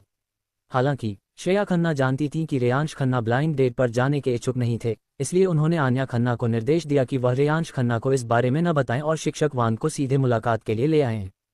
कल कविता मेनन को पारिवारिक मामलों के कारण आना पड़ा, इसलिए आन्या खन्ना ने रेयांश खन्ना को बताया कि मुलाकात आज रात के लिए पुनर्निर्धारित कर दी गई है। शिक्षक वांग, आज शाम 6 बजे चुन्नई गार्डन। ठीक है आन्या, क्या तुम्हें लगता है कि मेरा पहनावा ठीक है? वांग के खड़ी हो गईं। उन्होंने हल्के नीले रंग का ब्लेजर, सफ़ेद पेंसिल स्कर्ट और काले रंग की स्टॉकिंग्स पहनी हुई थीं, जो एक बौद्धिक लेकिन आकर्षक व्यक्तित्व का परिचय दे रही थीं। आन्या खन्ना ने सिर हिलाकर कहा, ठीक है। ऐसा लग रहा था कि शिक्षक वांग ने इस ब्लाइंड डेट को गंभीरता से लिया था। आन्या खन्ना ने ऑफिस से निकलकर अपनी बड़ी बहन श्रेया खन्ना को व्हाट्सएप पर मैसेज भेजा कि शाम की ब्लाइंड डेट सफल रही। श्रेया खन्ना बेहद खुश हुई। आन्या, अगर यह सफल रही तो इसका श्रेय तुम्हें ही जाता है। आन्या खन्ना बोली, मेरे भाई ने बताया कि उसका बॉस आज रात आ रहा है। श्रेया खन्ना बोली, उसका वो घटिया बॉस, उसकी चिंता मत करो। आन्या खन्ना ने उन्हें याद दिलाया, बहन, टीचर वांग का तलाक हो चुका है। 2 रिश्तों का अनुभव रख चुकी श्रेया खन्ना बोली, हे तुम अभी जवान हो, तुम्हें नहीं पता कि शादीशुदा औरतें कितनी अच्छी होती हैं। अध्याय 137 एक अप्रत्याशित ब्लाइंड डेट। मेहर, क्या मैं तुम्हारे साथ चलूं? शाम 5 बजे के कुछ देर बाद मेहर अवस्थी आराम करने के लिए होटल लौटी, कैजुअल कपड़े बदले और रेयांश खन्ना के साथ बाहर जाने की तैयारी करने लगीं। सुरक्षा के नाम पर रेयांश खन्ना को मेहर अवस्थी की कड़ी सुरक्षा करनी थी, और फिर भी मेहर अवस्थी को उस शाम रेयांश खन्ना के साथ उनकी बहन आन्या खन्ना से होने वाली मुलाकात में मजबूरी में जाना पड़ा। दोनों के जाने से पहले गपशप पसंद करने वाली रितिका मेहता उनसे अलग होने को तैयार नहीं थीं। अगर वह मिस्टर खन्ना और मेहर दीदी के साथ जा पाती तो शायद उन्हें गपशप सुनने के लिए सबसे आगे की सीट मिल जाती। बिल्कुल नहीं, मेहर अवस्थी ने साफ इनकार कर दिया और रेयांश खन्ना के साथ चली गईं। दोनों के जाते ही सहायक अचानक सारी ऊर्जा खो बैठी और बिस्तर पर गिर पड़ी। गपशप नहीं देख सकती, बहुत उबाऊ है। फिर वह उछल पड़ी, शूटिंग मत करो, चुपके से अंदर घुस जाओ, ही। रितिका मेहता कमरे से बाहर भागी और होटल के प्रवेश द्वार पर ठीक उसी समय पहुंची जब रेयांश खन्ना और मेहर अवस्थी अपनी कार में बैठ रहे थे। उन्होंने तुरंत एक टैक्सी रोकी। ड्राइवर, आगे वाली कार का पीछा करो। शाम करीब 5:50 बजे रेयांश खन्ना और मेहर अवस्थी कैरावगढ़ विश्वविद्यालय से कुछ ही दूरी पर स्थित चुनमई गार्डन रेस्टोरेंट पहुंचे। यह एक नवदेशी रेस्टोरेंट था जिसके सिंदूरी दरवाजे और लकड़ी की खिड़कियां एक प्राचीन आकर्षण और शैली बिखेर रही थीं। आन्या ने ऐसी जगह क्यों चुनी? रेयांश खन्ना थोड़ा हैरान थे। भाई बहन की यह तो बस एक अनौपचारिक मुलाकात थी, ये रेस्टोरेंट कुछ ज्यादा ही औपचारिक लग रहा था। मेहर अवस्थी ने अभी भी टोपी और मास्क पहन रखा था, सफ़ेद टी शर्ट और ढीली पतलून से उनका आकर्षक शरीर ढका हुआ था। दोनों रेस्टोरेंट में दाखिल हुए और नीले सफ़ेद रंग की रेशमी कुर्ती गाउन वर्दी पहने एक वेट्रेस पूछताछ करने के लिए उनके पास आए। रेयांश खन्ना ने एक निजी कमरे का जिक्र किया और वेट्रेस उन्हें दरवाजे तक ले गई। रेयांश खन्ना ने दरवाजा खोला और एक पल के लिए दंग रह गए। उनकी बहन आन्या खन्ना के अलावा निजी कमरे में एक और महिला मौजूद थी। आन्या खन्ना भी थोड़ी हैरान थीं। उनकी बड़ी बहन हमेशा कहती थी कि उनके दूसरे भाई का बॉस शोषक और विकृत मानसिकता वाला है, इसलिए उन्होंने अनजाने में मान लिया था कि वह तो निकला हुआ एक अधेड़ उम्र का आदमी होगा। अप्रत्याशित रूप से रेयांश खन्ना के साथ एक महिला आई थी और उनका व्यक्तित्व बेहद आकर्षक था। हालांकि अपनी बड़ी बहन द्वारा दिए गए काम को याद रखते हुए आन्या खन्ना फिर भी खड़ी हुई और रेयांश खन्ना और कविता मेनन का परिचय कराया। भाई, ये मेरी शिक्षिका कविता मेनन है। शिक्षिका वांग, ये मेरे भाई रेयांश खन्ना हैं। कविता मेनन को अपनी बहन की शिक्षिका जानकर रेयांश खन्ना तुरंत आगे बढ़े और उनका अभिवादन किया। नमस्कार शिक्षिका वांग। आन्या ने आपको काफी परेशान किया होगा, आपकी मेहनत के लिए धन्यवाद। कविता मेनन ने रेयांश खन्ना को गौर से देखा। वह लंबे और सुंदर थे, उनकी बाहें आकर्षक थीं, आंखें चमकीली थीं और उनमें एक परिष्कृत भाव था। वह मुस्कुराए और हाथ बढ़ाते हुए बोली, श्री खन्ना, आप बहुत दयालु हैं। आन्या बहुत प्रतिभाशाली है और उसने हमारी अकादमी का नाम रोशन किया है। रेयांश खन्ना ने तुरंत अपना हाथ बढ़ाकर कविता मेनन से हाथ मिलाया। आखिर वह उनकी बहन की शिक्षिका थीं और हालांकि उन्हें नहीं पता था कि वह आन्या खन्ना के साथ क्यों आई थीं, फिर भी उन्हें शिष्टाचार का पालन करना था। दोनों ने संक्षिप्त रूप से हाथ मिलाया और रेयांश खन्ना को अचानक अपनी रीढ़ की हड्डी में सिहरन महसूस हुई। वह तुरंत मुड़े और मेहर अवस्थी की ओर इशारा करते हुए दोनों महिलाओं से उनका परिचय कराया। ये मेरी बॉस हैं, मेहर अवस्थी। मेहर अवस्थी ने अपनी टोपी और मास्क उतारकर दोनों महिलाओं को सिर हिलाकर अभिवादन किया। नमस्ते। उनका इरादा उन्हें और गर्मजोशी से आन्या कहकर संबोधित करने का था, लेकिन एक बाहरी व्यक्ति की उपस्थिति में उन्हें थोड़ी असहजता महसूस हुई। कविता मेनन ने झुंझलाहट के साथ रेयांश खन्ना की ओर तिरछी नज़र से देखा। इस आदमी ने उन्हें पहले क्यों नहीं बताया कि उनकी बहन के अलावा एक और महिला भी है? कविता मेनन एकदम स्तब्ध रह गईं। उन्होंने रेयांश खन्ना के साथ आई महिला को पहले ही देख लिया था। आखिर उस महिला का कद काठी और व्यवहार बेहद आकर्षक था। रेयांश खन्ना के साथ ब्लाइंड डेट पर जाने का इरादा रखने वाली कविता मेनन का स्वाभाविक रूप से उनके बगल में बैठी महिला पर ध्यान जाना स्वाभाविक था। इसके अलावा उन्हें ऐसा लग रहा था जैसे उन्होंने इस महिला को पहले कहीं देखा हो। अब रेयांश खन्ना के मुंह से मेहर अवस्थी का नाम सुनकर कविता मेनन को आखिरकार याद आ गया कि उन्होंने उसे पहले कहाँ देखा था। टीवी पर। आप मेहर अवस्थी हैं? कविता मेनन ने आश्चर्य से अपना मुंह ढक लिया। उन्होंने कभी सपने में भी नहीं सोचा था कि सिर्फ एक ब्लाइंड डेट पर जाने से उन्हें एक बड़े सितारे से मिलने का मौका मिलेगा। और यह बड़ा सितारा उनके ब्लाइंड डेट की बॉस थी। उनके बगल में खड़ी आन्या खन्ना ने भी प्रतिक्रिया दी और मेहर अवस्थी के चेहरे को गौर से देखा। वह गपशप पर ज्यादा ध्यान नहीं देती थी, लेकिन मेहर अवस्थी बहुत मशहूर थी। आन्या खन्ना अक्सर टीवी और ऑनलाइन पर उनका चेहरा देखती थी। आन्या खन्ना को अचानक याद आया कि उनके भाई की कविता गुलमोहर गीत जो उन्होंने कविता प्रतियोगिता के लिए लिखी थी, वह मेहर अवस्थी के लिए ही थी। इसमें कोई हैरानी की बात नहीं थी, आखिर वह उनके भाई की बॉस थीं। आन्या खन्ना को कोई फर्क नहीं पड़ा, जबकि कविता मेनन हैरान रह गईं। उन्होंने मेहर अवस्थी को बस सिर हिलाकर अभिवादन किया। नमस्कार श्रीमती अवस्थी। उनके लिए सबसे बड़ी स्टार भी कोई मायने नहीं रखती थी, आखिर वह सिर्फ उनके भाई की बॉस थी, पत्नी नहीं। चलिए पहले बैठ जाए, रेयांश खन्ना ने कहा। चारों बैठ गए और कविता मेनन मेहर अवस्थी को देखती रहीं। आखिरकार वह खुद को रोक नहीं पाईं और अपने बैग से कलम और नोटबुक निकाली। श्रीमती अवस्थी, मेरी एक दोस्त आपको बहुत पसंद करती है, क्या आप कृपया उसके लिए इस पर हस्ताक्षर कर देंगी? मेहर अवस्थी ने सहमति में सिर हिलाया, कलम और नोटबुक ली और अपना नाम लिख दिया। धन्यवाद, आपका लेटर बहुत सुंदर है, मैं इसे आजकल बार बार सुन रही हूँ। कविता मेनन ने मेहर अवस्थी के हस्ताक्षर को देखा और बहुत उत्साहित हो गईं। मेरे गाने को पसंद करने के लिए धन्यवाद, इसे उन्होंने लिखा है। मेहर अवस्थी ने गर्व और खुशी से भरी आंखों से अपने बगल में बैठे रेयांश खन्ना की ओर इशारा किया। लेटर श्री खन्ना ने लिखा है। आन्या, तुमने मुझे बताया तक नहीं कि तुम्हारा भाई इतना प्रतिभाशाली गीतकार है। कविता मेनन फिर से चौंक गईं, उनकी निगाहें रेयांश खन्ना पर और भी तीव्र हो गईं। सुंदर और प्रतिभाशाली, वह तो वाकई असाधारण हैं। उनकी पूर्व पत्नी ऐसे आदमी को कैसे जाने दे सकती हैं? क्या मुझे सोने की खान मिल गई? आन्या खन्ना ने रेयांश खन्ना को देखा, फिर मेहर अवस्थी को और कविता मेनन से कहा, टीचर वांग, चलिए पहले ऑर्डर कर लेते हैं। ठीक है, ठीक है। कविता मेनन ने अपनी उत्तेजना को दबाते हुए खुद को संयमित रहने की याद दिलाई। चारों ने वेटर को बुलाया और खाना ऑर्डर किया। वेटर के निजी कमरे से जाने के बाद आन्या खन्ना सीधे मुद्दे पर आईं। भाई टीचर वांग भी तलाकशुदा हैं और उनके कोई बच्चे नहीं हैं। उन्होंने आपकी तस्वीर देखी है और आपके साथ ब्लाइंड डेट पर जाना चाहती हैं। मेरी बहन और माँ भी यही चाहती हैं। आन्या खन्ना को शादी ब्याह के बारे में बिल्कुल भी जानकारी नहीं थी और उन्होंने सीधे सीधे बात कह दी। ये सुनकर कविता मेनन शर्मा गईं। भला कौन सीधे किसी से कहता है, मैं तुम्हारे साथ ब्लाइंड डेट पर जाना चाहती हूँ? लेकिन फिर उन्होंने सोचा, रेयांश खन्ना तो कमाल के हैं, अगर वह पहल नहीं करती तो क्या वह एक बेहतरीन मौका नहीं गंवा देती? कविता मेनन ने तुरंत अपनी झिझक छोड़ दी और साहपूर्वक कहा, श्रीमान खन्ना, मुझे लगता है कि हमारी व्यक्तिगत परिस्थितियां काफ़ी मेल खाती हैं और मैं वास्तव में आपको बहुत पसंद करती हूं। इसीलिए मैंने आन्या से कहा कि वह मुझे आपसे मिलवाए। अचानक हुई बातचीत के लिए मैं माफ़ी मांगता हूं। रेयांश खन्ना थोड़ा असमंजस में था। वह तो बस अपनी बहन से मिलने आया था, अचानक ये ब्लाइंड डेट में कैसे बदल गया? उसने अनजाने में अपने बगल में बैठी मेहर अवस्थी की ओर देखा। मेहर अवस्थी शांत और संयमित बैठी रही, मानो उसे कोई गुस्सा न हो। फिर वह खड़ी हो गई। तो रेयांश खन्ना ब्लाइंड डेट के लिए आए हैं? मैं चलती हूँ। अध्याय 138। क्या आपके भाई को कोई पसंद है? श्रीमती अवस्थी। रेयांश खन्ना ने झट से उसका हाथ पकड़ लिया। वह उसे अकेले कैसे जाने दे सकता था? ये सुरक्षित नहीं था। चलिए खाने के बाद साथ चलते हैं।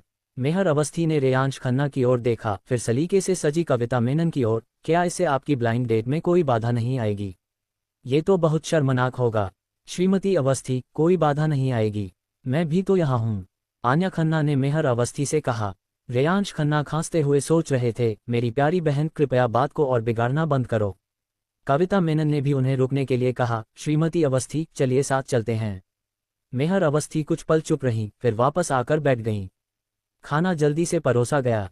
कविता मेनन ने मेहर अवस्थी और रेयांश खन्ना का गर्मजोशी से स्वागत किया। आन्या खन्ना शांत स्वभाव की थीं और ज्यादा कुछ नहीं बोलीं, बस कभी कभार रेयांश खन्ना की थाली में खाना रख देती थीं। दूसरी ओर कविता मेनन रेयांश खन्ना से लगातार बात करती रहीं, उनकी स्थिति को समझने की कोशिश करती रहीं और अपने बारे में भी खुलकर सब कुछ बताती रहीं। दरअसल उनमें और रेयांश खन्ना में कई समानताएं थीं।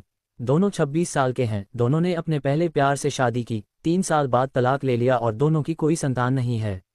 इसके अलावा कविता मेनन कैरावगढ़ की रहने वाली हैं, उनके माता पिता का वहां घर है और उनका परिवार काफी संपन्न है।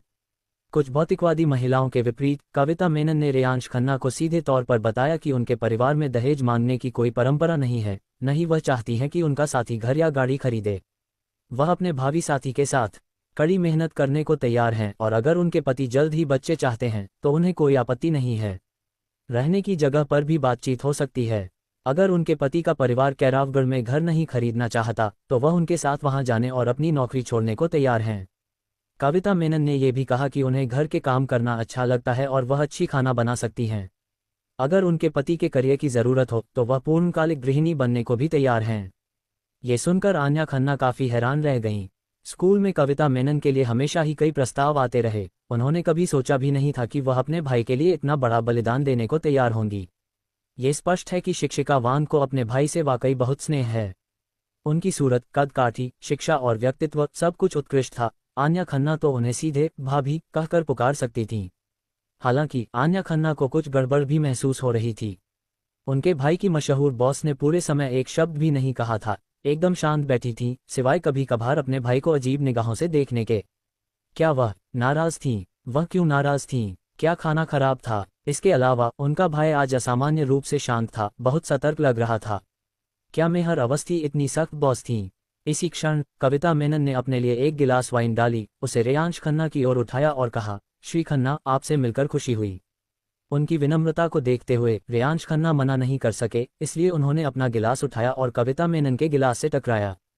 कविता मेनन ने शालीनता से मुस्कुराते हुए धीरे से अपना सिर पीछे झुकाया और बड़े ही कोमल और सुरुचिपूर्ण ढंग से अपने गिलास की वाइन पी ली। रेयांश खन्ना ने भी अपनी शराब पी ली और चुपचाप खाना खा रही मेहर अवस्थी की ओर तिरछी नजर डाली। कविता मेनन ने अपना गिलास खत्म किया, अपने लिए दूसरा गिलास भरा और मेहर अवस्थी से कहा, श्रीमती अवस्थी, आज आपसे मिलकर सचमुच बहुत खुशी हुई। मैं आपके लिए टोस्ट करना चाहूंगी। मेहर अवस्थी ने अपना गिलास उठाया, लेकिन रेयांश खन्ना ने झट से कहा, और मत पीजिए, ये शराब काफ़ी तेज है। उन्हें पता था कि मेहर अवस्थी शराब नहीं पी सकती। कल ही उन्होंने यामिनी चक्रवर्ती के साथ 35 प्रूफ शराब के 2 गिलास पिए थे और उनका चेहरा लाल हो गया था। ये शराब 52 प्रूफ है, इसे पीने के बाद मेहर अवस्थी की तबीयत ज़रूर खराब हो जाएगी। ये देखकर कविता मेनन ने कहा, श्रीमती अवस्थी, कृपया चाय पी लीजिए। कोई बात नहीं, मेहर अवस्थी ने शांत भाव से जवाब दिया, मैं पी सकती हूँ। फिर उन्होंने कविता मेनन के साथ गिलास टकराए और शराब एक ही घूंट में पी गईं। उन्हें तुरंत खांसी आने लगी और वे लगातार खांसने लगीं। रेयांश खन्ना ने झटपट एक टिश्यू पेपर लिया और उन्हें देते हुए धीरे से उनकी पीठ थपथपाई, क्या आप ठीक हैं? मेहर अवस्थी ने 2 बार खांसा और हाथ हिलाकर इशारा किया कि वे ठीक हैं। कविता मेनन ने माफ़ी मांगते हुए कहा, माफ़ कीजिए, मुझे नहीं पता था कि श्रीमती अवस्थी पानी नहीं पी सकती। मेहर अवस्थी ने रेयांश खन्ना से टिश्यू पेपर लिया और अपना मुंह पोंछते हुए शांति से कहा, कोई बात नहीं। रेयांश खन्ना ने उनके लिए एक कप चाय डाली। मेहर अवस्थी ने उनकी तरफ देखा, फिर कप लिया और एक छोटा सा घूंट पिया। थोड़ी ही देर में मेहर अवस्थी के गोरे गालों पर लाली छा गई। रेयांश खन्ना ने आन्या खन्ना और कविता मेनन से कहा, देर हो रही है, चलो आज का काम यहीं खत्म करते हैं। कविता मेनन को जाने में थोड़ी हिचकिचाहट थी, लेकिन मेहर अवस्थी का चेहरा वाकई बहुत लाल हो गया था, इसलिए वह केवल सिर हिलाकर बोली, क्या मैं आपको विदा कर दूं? रेयांश खन्ना ने कहा, कोई बात नहीं आन्या, हम अब जा रहे हैं। मेहर अवस्थी ने उन दोनों से कहा, अलविदा टीचर वांग, आन्या खन्ना। फिर वह रेयांश खन्ना के साथ निजी कमरे से चली गईं। उन दोनों को दूर जाते देख कविता मेनन कुछ पल चुप रहीं, फिर अचानक आन्या खन्ना से पूछा, आन्या, क्या मेहर अवस्थी सच में तुम्हारे भाई की बॉस हैं? आन्या खन्ना ने हैरानी से उनकी तरफ देखा। कविता मेनन ने आगे कहा, मेरा मतलब है, वे बॉस और अधीनस्थ जैसे नहीं लगते। आन्या खन्ना ने पूछा, तो फिर कैसे लगते हैं? कविता मेनन ने कोई जवाब नहीं दिया, बल्कि फिर पूछा, आन्या, क्या तुम्हारे भाई को कोई पसंद है?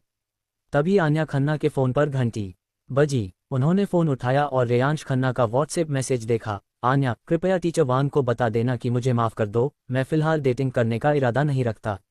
रेस्टोरेंट के बाहर रेयांश खन्ना मेहर अवस्थी को कार में बैठने में मदद कर रहे थे, तभी मेहर अवस्थी ने अचानक कहा, मैं थोड़ी देर टहलना चाहती हूँ। रेयांश खन्ना चौंक गए, फिर उन्होंने सहमति में सिर हिलाया। दोनों फुटपाथ पर टहलने लगे। क्या तुम ठीक हो? क्या तुम्हें चक्कर आ रहे हैं? रेयांश खन्ना ने मेहर अवस्थी को सहारा देते हुए चिंता से पूछा। मेहर अवस्थी ने सिर हिलाया। रेयांश खन्ना ने उनकी ओर देखा और कहा, माफ़ कीजिए, मुझे ब्लाइंड डेट के बारे में पता नहीं था। मेहर अवस्थी कुछ नहीं बोलीं और चलती रहीं। रेयांश खन्ना ने फिर कहा, धन्यवाद। मेहर अवस्थी ने उनकी ओर देखा और पूछा, आप मुझे धन्यवाद क्यों दे रहे हैं? रेयांश खन्ना ने कहा, पहले रुकने के लिए धन्यवाद। अगर मेहर अवस्थी सीधे चली जाती तो रेयांश खन्ना को बहुत शर्मिंदगी होती, खासकर जब उनकी बहन वहां मौजूद थी। मेहर अवस्थी कुछ नहीं बोलीं। उन्होंने सुना था कि महिलाओं को सार्वजनिक स्थानों पर, खासकर अजनबियों के सामने, पुरुषों की इज्जत बचाकर रखनी चाहिए। चाहे वो कितनी भी गुस्से में हो, उसे अपने प्रेमी को शर्मिंदा नहीं करना था। इसलिए वो शांत और संयमित दिखने की पूरी कोशिश कर रही थी। लेकिन अब टीचर वांग बहुत खूबसूरत हैं, उनका स्वभाव अच्छा है, वो अनुभवी हैं और बहुत गुणी हैं। वो ब्लाइंड डेट के लिए एक अच्छी पसंद हैं। उसने अचानक रेयांश खन्ना के हाथ से अपना हाथ छुड़ा लिया और शांत स्वर में बोली। रेयांश खन्ना ने अपना फ़ोन निकाला और उसे देते हुए कहा, मैंने अपनी बहन को मैसेज कर दिया है और उससे कहा है कि वो टीचर वांग को बता दे कि मेरा डेट पर जाने का कोई इरादा नहीं है। मेहर अवस्थी रुक गई और उसने अपने फ़ोन की स्क्रीन पर रेयांश खन्ना का आन्या खन्ना को भेजा हुआ मैसेज देखा। ओह, मेहर अवस्थी चलती रही, रेयांश खन्ना चुपचाप उसके पीछे पीछे चल रहा था। थोड़ी देर चलने के बाद मेहर अवस्थी आखिरकार पीछे मुड़ने से खुद को रोक नहीं पाए। उसके गाल आड़ू के फूलों की तरह लाल हो गए, उसकी आंखें चमक उठीं और उसकी आवाज़ कोमल और मधुर थी, जिसमें थोड़ी सी नज़ाकत झलक रही थी। मुझे चक्कर आ रहे हैं और तुमने मेरी मदद तक नहीं की। अध्याय 139। मुझे अकेले रहने से डर लगता है। आन्या, आज मदद के लिए धन्यवाद। क्या मैं तुम्हें स्कूल तक छोड़ दूं? चुनमेई गार्डन रेस्टोरेंट के प्रवेश द्वार पर कविता मेनन ने आन्या खन्ना से पूछा। उसका घर स्कूल के पास एक रिहायशी इलाके में था। कोई ज़रूरत नहीं, टीचर वांग। ठीक है, तो अपना ख्याल रखना। हॉस्टल पहुंचकर मुझे संदेश भेज देना। ठीक है, अलविदा टीचर वांग। आन्या खन्ना ने कविता मेनन को अलविदा कहा और अकेले ही स्कूल की ओर चल पड़ी। उसने अभी अभी रेयांश खन्ना की बातें कविता मेनन को बताई थीं। ये स्पष्ट था कि कविता मेनन थोड़ी निराश थी, लेकिन उन्होंने कोई नाराज़गी या असंतोष नहीं दिखाया। विदा होने से पहले कविता मेनन ने आन्या खन्ना को घर जाते समय सावधान रहने की याद दिलाई। यह महिला शिक्षिका वास्तव में बहुत ही विचारशील और सौम्य स्वभाव की थीं। यहाँ तक कि अपने शांत स्वभाव वाली आन्या खन्ना पर भी कविता मेनन की अच्छी छाप थी। अगर टीचर वांग उसकी भाभी होती तो उसे कोई आपत्ति नहीं होती। लेकिन मेरे भाई को टीचर वांग क्यों पसंद नहीं है? तभी सबसे बड़ी बहन श्रेया खन्ना का फ़ोन आया। कॉल लगते ही उसने फ़ोन पर सवालों की बौछार कर दी। आन्या, तुम्हारे भाई की टीचर वांग से क्या बातचीत हुई? टीचर वांग ने उसके बारे में क्या सोचा? क्या वे रात के खाने के बाद साथ में फिल्म देखने गए? लिन परिवार के 3 बच्चों में श्रेया खन्ना सबसे बड़ी होने के बावजूद सबसे उग्र और आवेगशील स्वभाव की थी, जबकि सबसे छोटी लिन आन्या सबसे शांत और संयमित थी। अपनी बड़ी बहन के सवालों की बौछार सुनकर आन्या खन्ना ने सिर्फ एक वाक्य में अपनी उत्सुकता शांत कर दी। बहन, मेरे भाई ने उन्हें अस्वीकार कर दिया। क्या? श्रेया खन्ना चौंक गई और झटपट एक के बाद एक सवाल पूछने लगी। तुम्हारा क्या मतलब है कि उसने उसे ठुकरा दिया? क्या इसका मतलब यह है कि टीचर वांग के मन में उसके लिए भावनाएं हैं, लेकिन ये लड़का उसे नीचा समझता है? बिल्कुल नहीं, टीचर वांग इतने महान हैं और वह उसे पसंद तक नहीं करते। क्या वह किसी देवी को ढूंढना चाहता है? श्रेया खन्ना हमेशा से ऐसी ही थी, आवेगपूर्ण और उग्र। आन्या खन्ना को इसकी आदत थी और उन्होंने शांत भाव से कहा, मेरे भाई का बॉस भी यहाँ है। उसका बॉस यहाँ क्या कर रहा है? क्या उसे अपने कर्मचारी की ब्लाइंड डेट में दखल देना ही है? श्रेया खन्ना बहुत असंतुष्ट थीं। मेरे भाई का बॉस मेहर अवस्थी है, आन्या खन्ना ने शांत भाव से कहा। कौन? मेहर अवस्थी। इतना कहकर आन्या खन्ना ने चुपचाप फ़ोन अपने कान से दूर कर लिया। उद्धरण चिन्ह ... वाह! तभी दूसरी तरफ से एक तेज चीख सुनाई दी। मेहर अवस्थी? रेयांश खन्ना की बॉस मेहर अवस्थी हैं? ये कैसे संभव है? श्रेया खन्ना ने हैरानी से कहा। आन्या खन्ना ने कहा, बहन, मेरा भाई मेरी भाभी तान्या बंसल के सहायक के रूप में काम करता था, इसलिए इसमें कोई हैरानी की बात नहीं है। रेयांश खन्ना और तान्या बंसल की शादी के बाद से तान्या हर वसंत उत्सव में उनके साथ उनके पैतृक शहर जाती थीं। श्रेया खन्ना और आन्या खन्ना तान्या बंसल से कई बार मिल चुकी थीं और आन्या खन्ना उन्हें भाभी कहकर बुलाती थीं। उस औरत तान्या बंसल का नाम मेरे सामने मत लो। वह घमंडी और स्वार्थी है। सिर्फ इसलिए कि वह एक मामूली सेलिब्रिटी है, उसे लगता है कि पूरी दुनिया उसी के इर्द गिर्द घूमती है। सबसे गुस्सा दिलाने वाली बात यह है कि उसने अपने पति से बिना पूछे चुपके से गर्भपात करवा लिया। अच्छा हुआ कि तुम्हारे भाई ने उसे जल्दी छोड़ दिया, वरना वे साथ नहीं रह पाते। तान्या बंसल के बारे में सोचते ही श्रेया खन्ना को गुस्सा आ गया। बहन, तलाक के लिए अर्जी तो तान्या बंसल ने ही दी थी। आन्या खन्ना ने उन्हें याद दिलाया। उस औरत के बारे में अब और बात न करें, चलो तुम्हारे भाई के बारे में बात करते हैं। मेहर अवस्थी उसकी बॉस कैसे बन गई? और वो क्या सोच रहा है? टीचर वांग बहुत पढ़ी लिखी और समझदार हैं, वो दहेज नहीं चाहती और शादी के बाद अपने पति के साथ रहेंगी। क्या वो इतनी अच्छी औरत नहीं चाहता? वो क्या सोच रहा है? मैं जाकर उससे पूछती हूँ। श्रेया खन्ना फ़ोन रखने ही वाली थी कि आन्या खन्ना ने कहा, बहन, मेहर अवस्थी और मेरे भाई के बीच बहुत अच्छे संबंध हैं। तुम्हारा क्या मतलब है? श्रेया खन्ना थोड़ी देर रुकी। आन्या खन्ना ने एक पल सोचा, बॉस और सबॉर्डिनेट जैसा नहीं। श्रेया खन्ना ने पूछा, तो फिर उनके बीच कैसे संबंध हैं? आन्या खन्ना ने कहा, मुझे नहीं पता। उद्धरण चिन्ह ... हे भगवान आन्या, तुम मुझे पागल कर दोगी। मैं रेयांश खन्ना को फ़ोन करने जा रही हूँ। मेरा भाई मेहर अवस्थी को वापस होटल ले जा रहा है, इससे उसके काम पर असर नहीं पड़ना चाहिए। आन्या खन्ना ने एक रिमाइंडर जोड़ा। ठीक है, श्रेया खन्ना ने बेबसी से कहा, लेकिन फिर बोली, मैं किसी और दिन खुद ड्रीमलाइन सिटी जाकर उससे पूछ लूंगी। चुनमेई गार्डन रेस्टोरेंट से कुछ 100 मीटर दूर फुटपाथ पर मेहर अवस्थी ने रेयांश खन्ना की ओर मुड़कर देखा। उसके गाल लाल थे, आवाज में नखरे थे और उसने हल्के से पैर पटका। मुझे चक्कर आ रहे हैं और तुमने मेरी मदद तक नहीं की। रेयांश खन्ना चौंक गया, फिर मुस्कुराया और उसका हाथ पकड़ने के लिए आगे बढ़ा। अगर तुम्हें चक्कर आ रहे हैं तो चलो होटल वापस चलें। मेहर अवस्थी ने उसकी ओर देखा, तुम नहीं जाना चाहते? रेयांश खन्ना हैरान था, क्या नहीं जाना चाहते? मेहर अवस्थी ने अपना सिर नीचे किया और धीरे से बुदबुदाई, तुम मेरे साथ चलने के बजाय दूसरों के साथ पीना पसंद करोगे। तुमने क्या कहा? रेयांश खन्ना को उसकी बात साफ सुनाई नहीं दी। कुछ नहीं। दोनों चलते रहे। उनके अगल बगल ऊंचे ऊंचे चिनार के पेड़ थे जिनकी घनी पत्तियों ने आसमान और ज्यादातर स्ट्रीट लाइट्स को ढक रखा था, जिससे दृश्य कुछ धुंधला सा लग रहा था। मेहर अवस्थी अनजाने में रेयांश खन्ना के करीब झुक गई। उसकी उंगलियां उसकी आस्तीन को कसकर पकड़े हुए थीं। क्या तुम्हें अंधेरे से डर लगता है? रेयांश खन्ना ने उसके चेहरे के असामान्य भाव को देखा। शायद शराब के बढ़ते असर के कारण मेहर अवस्थी के गाल और भी लाल हो गए, उसकी आंखें धुंधली हो गईं। उसने धीरे से कहा, जब मैं छोटी थी तो अक्सर घर पर अकेली रहती थी। तब मैं हमेशा सारी बत्तियां जला देती थी ताकि मुझे डर न लगे। उसने अपने होठों को सिकुड़ते हुए एक व्यंग्यात्मक मुस्कान के साथ कहा, क्या तुम्हें लगता है कि मैं डरपोक हूं? रेयांश खन्ना ने धीरे से पूछा, तुम्हारे माता पिता कहाँ हैं? मेहर अवस्थी एक पल के लिए चुप रही, फिर धीरे से बोली, दादी के गुजर जाने के बाद मेरे माता पिता मुझे हमारे पैतृक शहर से कैरावगढ़ ले आए, लेकिन वे दोनों बहुत व्यस्त थे और मेरे लिए उनके पास समय नहीं था। उन्होंने मुझे स्कूल के बाद के एक कार्यक्रम में दाखिला दिला दिया था। हर दिन स्कूल के बाद मैं वहां खाना खाने, अपना होमवर्क करने और फिर अकेले घर जाने के लिए जाती थी। बाद में मेरे पिताजी विदेश में काम करने चले गए और मैं उनसे और भी कम मिलने लगी। शायद थोड़ी ठंड लगने के कारण मेहर अवस्थी की आवाज़ थोड़ी कांप रही थी। रेयांश खन्ना ने अपना कोट उतारकर उसके कंधों पर डाल दिया।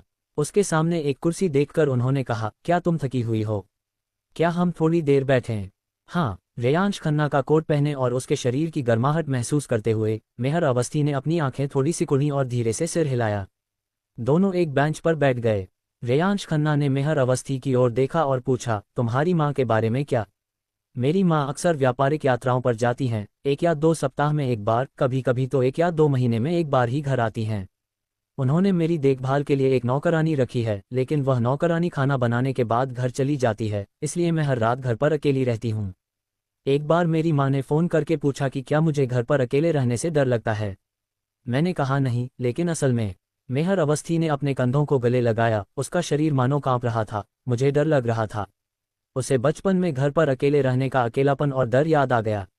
उसने अपने पैर ऊपर उठाए, अपनी जांघों को कसकर गले लगाया और एक गेंद की तरह सिकुड़ गई। मुझे बहुत डर लग रहा है। बिल्कुल अकेले। रेयांश खन्ना ने मेहर अवस्थी को देखा, उसकी आंखों में दिल का दर्द भरा था। उसने अपना दाहिना हाथ उठाया, उसे खोला और मेहर अवस्थी की पीठ पर लपेट दिया। उसके दाहिने कंधे से कुछ इंच ऊपर रुक गया। यह एक आदमी के अपनी प्रेमिका को गले लगाने जैसा था, लेकिन वह हिचकिचाया, उसका हाथ वहीं रुका रहा। हे भगवान, यह मुझे गले लगाने वाला है। यह मुझे गले लगाने वाला है। उसी क्षण उनके ठीक पीछे ऋतिका मेहता एक सिकोमोर पेड़ के पीछे से झांकती हुई दिखीं। वे उत्साहित और आशावान थीं। अध्याय 140। मैं तुम्हें अपने घर ले चलूंगा। मेरे बारे में बात मत करो, तुम्हारे बारे में बात करते हैं। रेयांश खन्ना का हाथ मेहर अवस्थी के कंधे पर पड़ने ही वाला था कि मेहर ने अचानक ऊपर देखा। रेयांश खन्ना ने झट से अपना हाथ पीछे खींच लिया और अजीब तरह से दूसरी तरफ देखने लगे। बताओ, क्या बताओगे? अपने परिवार के बारे में बताओ। तुम्हारी छोटी बहन बहुत सुंदर और शांत है। तुम्हारी बड़ी बहन के बारे में क्या? मेहर अवस्थी ने अपनी आंखों के कोनों से आंसू पोंछ लिए थे। उनके चेहरे पर हल्की सी मुस्कान थी। यह कोमल मुस्कान सिर्फ रेयांश खन्ना के सामने ही दिखाई देती थी। हे भगवान, आखिरी मिनट में पीछे मत हटो मिस्टर खन्ना। पेड़ के पीछे छिपी ऋतिका मेहता ने निराशा में पैर पटके, जैसे कोई फुटबॉल प्रशंसक गोल करने का मौका चूक गया हो। मेरे परिवार में कुछ खास दिलचस्प नहीं है। क्या तुम सच में सुनना चाहती हो? रेयांश खन्ना ने पूछा। मैं सुनना चाहती हूँ। मेहर अवस्थी ने सिर हिलाया। वह उनके बारे में सब कुछ सुनना चाहती थी। ठीक है। रेयांश खन्ना मुस्कुराए, मेहर अवस्थी के कंधों पर पड़ा कोट खींचा और फिर अपनी कहानी सुनाने लगे। दरअसल मेरी बहन का आन्या और मुझसे खून का कोई रिश्ता नहीं है, जब मैं 8 साल का था, मेरे पिता का बीमारी से देहांत हो गया और मेरी माँ आन्या और मुझे अपने पैतृक शहर से रूपनगर ले गईं। मेरी और आन्या की देखभाल करते हुए वह काम भी करती थीं। बाद में मेरी माँ की मुलाकात अंकल दीपक सौतेले पिता से हुई और वे जल्दी ही एक दूसरे के करीब आ गए, यहाँ तक कि शादी की बात भी करने लगे। लेकिन मेरे नाना नानी और अंकल दीपक सौतेले पिता के माता पिता दोनों इस बात से सहमत नहीं थे, क्योंकि मेरी माँ के 2 बच्चे थे और अंकल दीपक सौतेले पिता की भी एक बेटी थी। ये स्वाभाविक है कि चारों बड़े बुजुर्ग नाराज थे। मिश्रित परिवारों में सबसे मुश्किल बात सौतेले माता पिता और बच्चों के बीच का रिश्ता होता है, और ये देखना होता है कि दोनों तरफ के बच्चे आपस में अच्छे से घुल मिल पाते हैं या नहीं। ये सभी समस्याएं हैं। और फिर मेहर अवस्थी ध्यान से सुन रही थी और पूछे बिना नहीं रह सकी। रेयांश खन्ना ने मेहर अवस्थी के प्यारे उत्सुक चेहरे को देखा, उसका छोटा सा मुंह खुला रह गया और वह खुद को रोक नहीं पाया और उसके कान के पीछे बालों की एक लट को ठीक करते हुए बोला, बाद में जाहिर है उन्होंने दोनों परिवारों के माता पिता को मना लिया और आसानी से शादी हो गई। मेहर अवस्थी उसके अचानक इस काम से चौंक गई। शराब से उसके गाल और भी लाल हो गए और उसने धीरे से पूछा, क्या आपके सौतेले पिता आपके साथ अच्छे थे? रेयांश खन्ना हंसा, अंकल दीपक सौतेले पिता आन्या और मेरे साथ बहुत अच्छे हैं, मेरी माँ से भी ज्यादा ध्यान रखते हैं। लेकिन मेरी बड़ी बहन श्रेया खन्ना, हाँ उसका स्वभाव तो लड़कों जैसा है, अंकल दीपक सौतेले पिता से बिल्कुल अलग। लोग मजाक में कहते हैं कि हमारा मिला जुला परिवार अजीब है। आन्या और मैं अपने सौतेले पिता जैसे हैं और मेरी बहन हमारी सौतेली माँ जैसी है। क्या आपको नहीं लगता कि यह किस्मत है? इसका मतलब है कि हम एक परिवार के रूप में पैदा हुए थे। आपका घर कितना प्यारा है, मेहर अवस्थी ने ईर्ष्या से भरे चेहरे के साथ पलकें झपकाईं। कितना जीवंत है। ये सुनकर रेयांश खन्ना समझ गया कि वह अपने पूरे बचपन में घर पर अकेले रहने के अकेलेपन के बारे में सोच रही है और झट से बोल पड़ा, तो अगली बार मैं तुम्हें अपने घर ले चलूंगा। मेहर अवस्थी चौंक गई और अचानक उसकी ओर देखने लगी। रेयांश खन्ना को भी एहसास हुआ कि उसके शब्द अनुचित थे, लेकिन शब्द निकल चुके थे और अब पीछे हटने का कोई रास्ता नहीं था।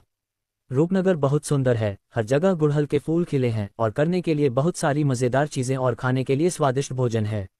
मैं तुम्हें वहां ले जा सकता हूँ। मेहर अवस्थी रेयांश खन्ना को खाली निगाहों से देखती रही, उसकी चमकती आंखों में उसकी मुस्कान झलक रही थी। वाह मिस्टर खन्ना, शुरू करो, जल्दी करो और मुझे चूम लो, जल्दी करो जल्दी करो। एक पेड़ के पीछे छिपी रितिका मेहता की आंखें चौड़ी हो गईं, मुठियां कस गईं, सांसें तेज हो गईं, इतनी उत्साहित जैसे मानो वह खुद प्यार में पड़ गई हो। बेंच पर बैठे दोनों ने एक पल के लिए एक दूसरे को देखा, फिर मेहर अवस्थी ने धीरे से कहा, ठीक है। रेयांश खन्ना मुस्कुराए और समय देखते हुए सिर हिलाया। चलो वापस चलते हैं। ठीक है। मेहर अवस्थी खड़ी हुई, फिर अचानक अपना मुंह ढक लिया। छींक। उसे छींक आ गई। क्या तुम्हें सर्दी लग रही है? रेयांश खन्ना ने झट से पूछा। मेहर अवस्थी ने सिर हिलाया। तुम्हारे हाथ इतने ठंडे क्यों हैं? रेयांश खन्ना ने उसका हाथ पकड़ा, उसकी ठंडी छून महसूस करते हुए। पीने के बाद सर्दी नहीं लगनी चाहिए। नहीं। मेहर अवस्थी कुछ बोल ही रही थी कि अचानक उसने महसूस किया कि उसका छोटा सा ठंडा हाथ बड़े गर्म हाथों के घेरे में है। वह एकदम से चौंक गई और नीचे देखा तो पाया कि रेयांश खन्ना उसका हाथ पकड़े हुए हैं। अभी भी ठंड लग रही है। उनकी गहरी मोहक आवाज उसके कानों में गूंजी। मेहर अवस्थी ने अपने हाथ को, जिसे उन्होंने कसकर पकड़ रखा था, खाली निगाहों से देखा और हल्के से सिर हिलाया। मुझे अब ठंड नहीं लग रही है। चलो जल्दी वापस चलते हैं। 10 बज चुके थे और तापमान वाकई दिन के मुकाबले काफी कम था। मेहर अवस्थी को सर्दी लगने की चिंता में रेयांश खन्ना ने उनका हाथ पकड़ा और वापस चलने लगे। कार चुनमई गार्डन के प्रवेश द्वार पर खड़ी थी। मेहर अवस्थी एक नन्ही बिल्ली के बच्चे की तरह चुपचाप उनके पीछे पीछे चल पड़ी। हे भगवान, ये लोग हाथ पकड़े हुए हैं, ये लोग हाथ पकड़े हुए हैं। रितिका मेहता, जो चुपचाप उनके पीछे चल रही थी, उत्साह से बुदबुदाई। उसे लग रहा था कि यह यात्रा वाकई सार्थक रही। उसे कुछ मजेदार गपशप मिल गई। तभी अचानक उसे एक आकृति पेड़ के पीछे छिपी हुई दिखाई दी। ऐसा लग रहा था कि वह व्यक्ति कैमरा पकड़े हुए था और चुपके से मेहर दीदी और श्री खन्ना की तस्वीरें ले रहा था। एक पेपराजी। अरे ये क्या कर रहे हो? रितिका मेहता ने तुरंत उस व्यक्ति पर चिल्लाया। वह व्यक्ति चौंक गया और भागने लगा। रेयांश खन्ना और मेहर अवस्थी ने मुड़कर देखा तो रितिका मेहता और वह व्यक्ति जो छुपकर तस्वीरें ले रहा था, दोनों साथ थे। इससे पहले कि वे रितिका मेहता से पूछते कि वह यहाँ क्या कर रही हैं, रेयांश खन्ना ने कहा, रितिका तुम श्रीमती अवस्थी के साथ रहो। फिर वह उस व्यक्ति के पीछे भागा जो छुपकर तस्वीरें ले रहा था। क्या यही वह दरिंदा था जिसने मेहर अवस्थी को धमकी दी थी? रेयांश खन्ना ने उस आदमी का पेड़ों से घिरी पगडंडी तक पीछा किया। वह आदमी काफी तेज था। उसने सड़क किनारे एक टैक्सी रोकी, उसमें बैठा और तेजी से भाग गया। रेयांश खन्ना को रुकना पड़ा। मेहर अवस्थी अभी भी उसके पीछे थी। वह उनका ज्यादा दूर तक पीछा नहीं कर सकता था। उसे उस दरिंदे की आकृति याद आ गई जो का हुआ और घिनौना, जबकि तस्वीरें लेने वाला यह व्यक्ति काफी लंबा था। ये साफ था कि वह एक व्यक्ति नहीं था। रेयांश खन्ना मेहर अवस्थी के पास लौट आए और रितिका मेहता ने जल्दी से पूछा, श्री खन्ना, क्या आपने उसे पकड़ लिया? रेयांश खन्ना ने सिर हिलाया। चलिए पहले होटल चलते हैं। तीनों कार में बैठ गए और रितिका मेहता ने अचानक पूछा, मेहर दीदी, श्री खन्ना, क्या आप दोनों के हाथ पकड़े हुए तस्वीरें नहीं ली गईं? उन्होंने अपना मुंह ढक लिया, उनकी नजरें इधर उधर घूम रही थीं। आपने देखा? मेहर अवस्थी शर्म से लाल हो गईं और झिझक और झुंझलाहट में रितिका मेहता को पकड़ने के लिए हाथ बढ़ाया। ओह मेहर दीदी, क्या आप मुझे मारना चाहती हैं? जब आपने हाथ पकड़े थे तो आप कितनी कोमल थीं और ऐसा लग रहा था कि आप इसका आनंद ले रही थीं। रितिका, मुझे माफ करना मेहर दीदी, मैं अगली बार ऐसा नहीं करूंगी। ओफ, क्या आप दोनों की तस्वीरें पेपराजी ने लीं? और आप दोनों हाथ पकड़े हुए थे। रात के 11 बज चुके थे और मेहर अवस्थी सो चुकी थीं। रेयांश खन्ना दरवाजे पर खड़े होकर रितिका मेहता को उस रात की घटना के बारे में बता रहे थे। मैंने देखा कि श्रीमती अवस्थी को थोड़ी ठंड लग रही थी, इसलिए। रेयांश खन्ना थोड़ा शर्मिंदा हुए और जल्दी से अपनी बात समझाए। ठीक है, मैं सारी बातें नहीं सुनना चाहती। दिव्या कपूर ने उन्हें बीच में ही रोक दिया। मैं तो अभी तक किसी रिश्ते में भी नहीं आई हूँ, क्या ये सब सुनना मेरे लिए यातना नहीं है? अगर हाथ पकड़े हुए आपकी तस्वीरें लीक हो गईं तो? दिव्या कपूर ने भौहें चढ़ाते हुए पूछा। रेयांश खन्ना एक पल के लिए चुप रहे, फिर अचानक बोले, मैं जिम्मेदारी लूंगा। आप कैसे जिम्मेदारी लेंगे? दिव्या कपूर ने पूछा। रेयांश खन्ना ने मेहर अवस्थी के कमरे की ओर देखा और गंभीरता से कहा, जब तक वह चाहेंगी, मैं हमेशा उनकी रक्षा के लिए उनके साथ रहूंगा।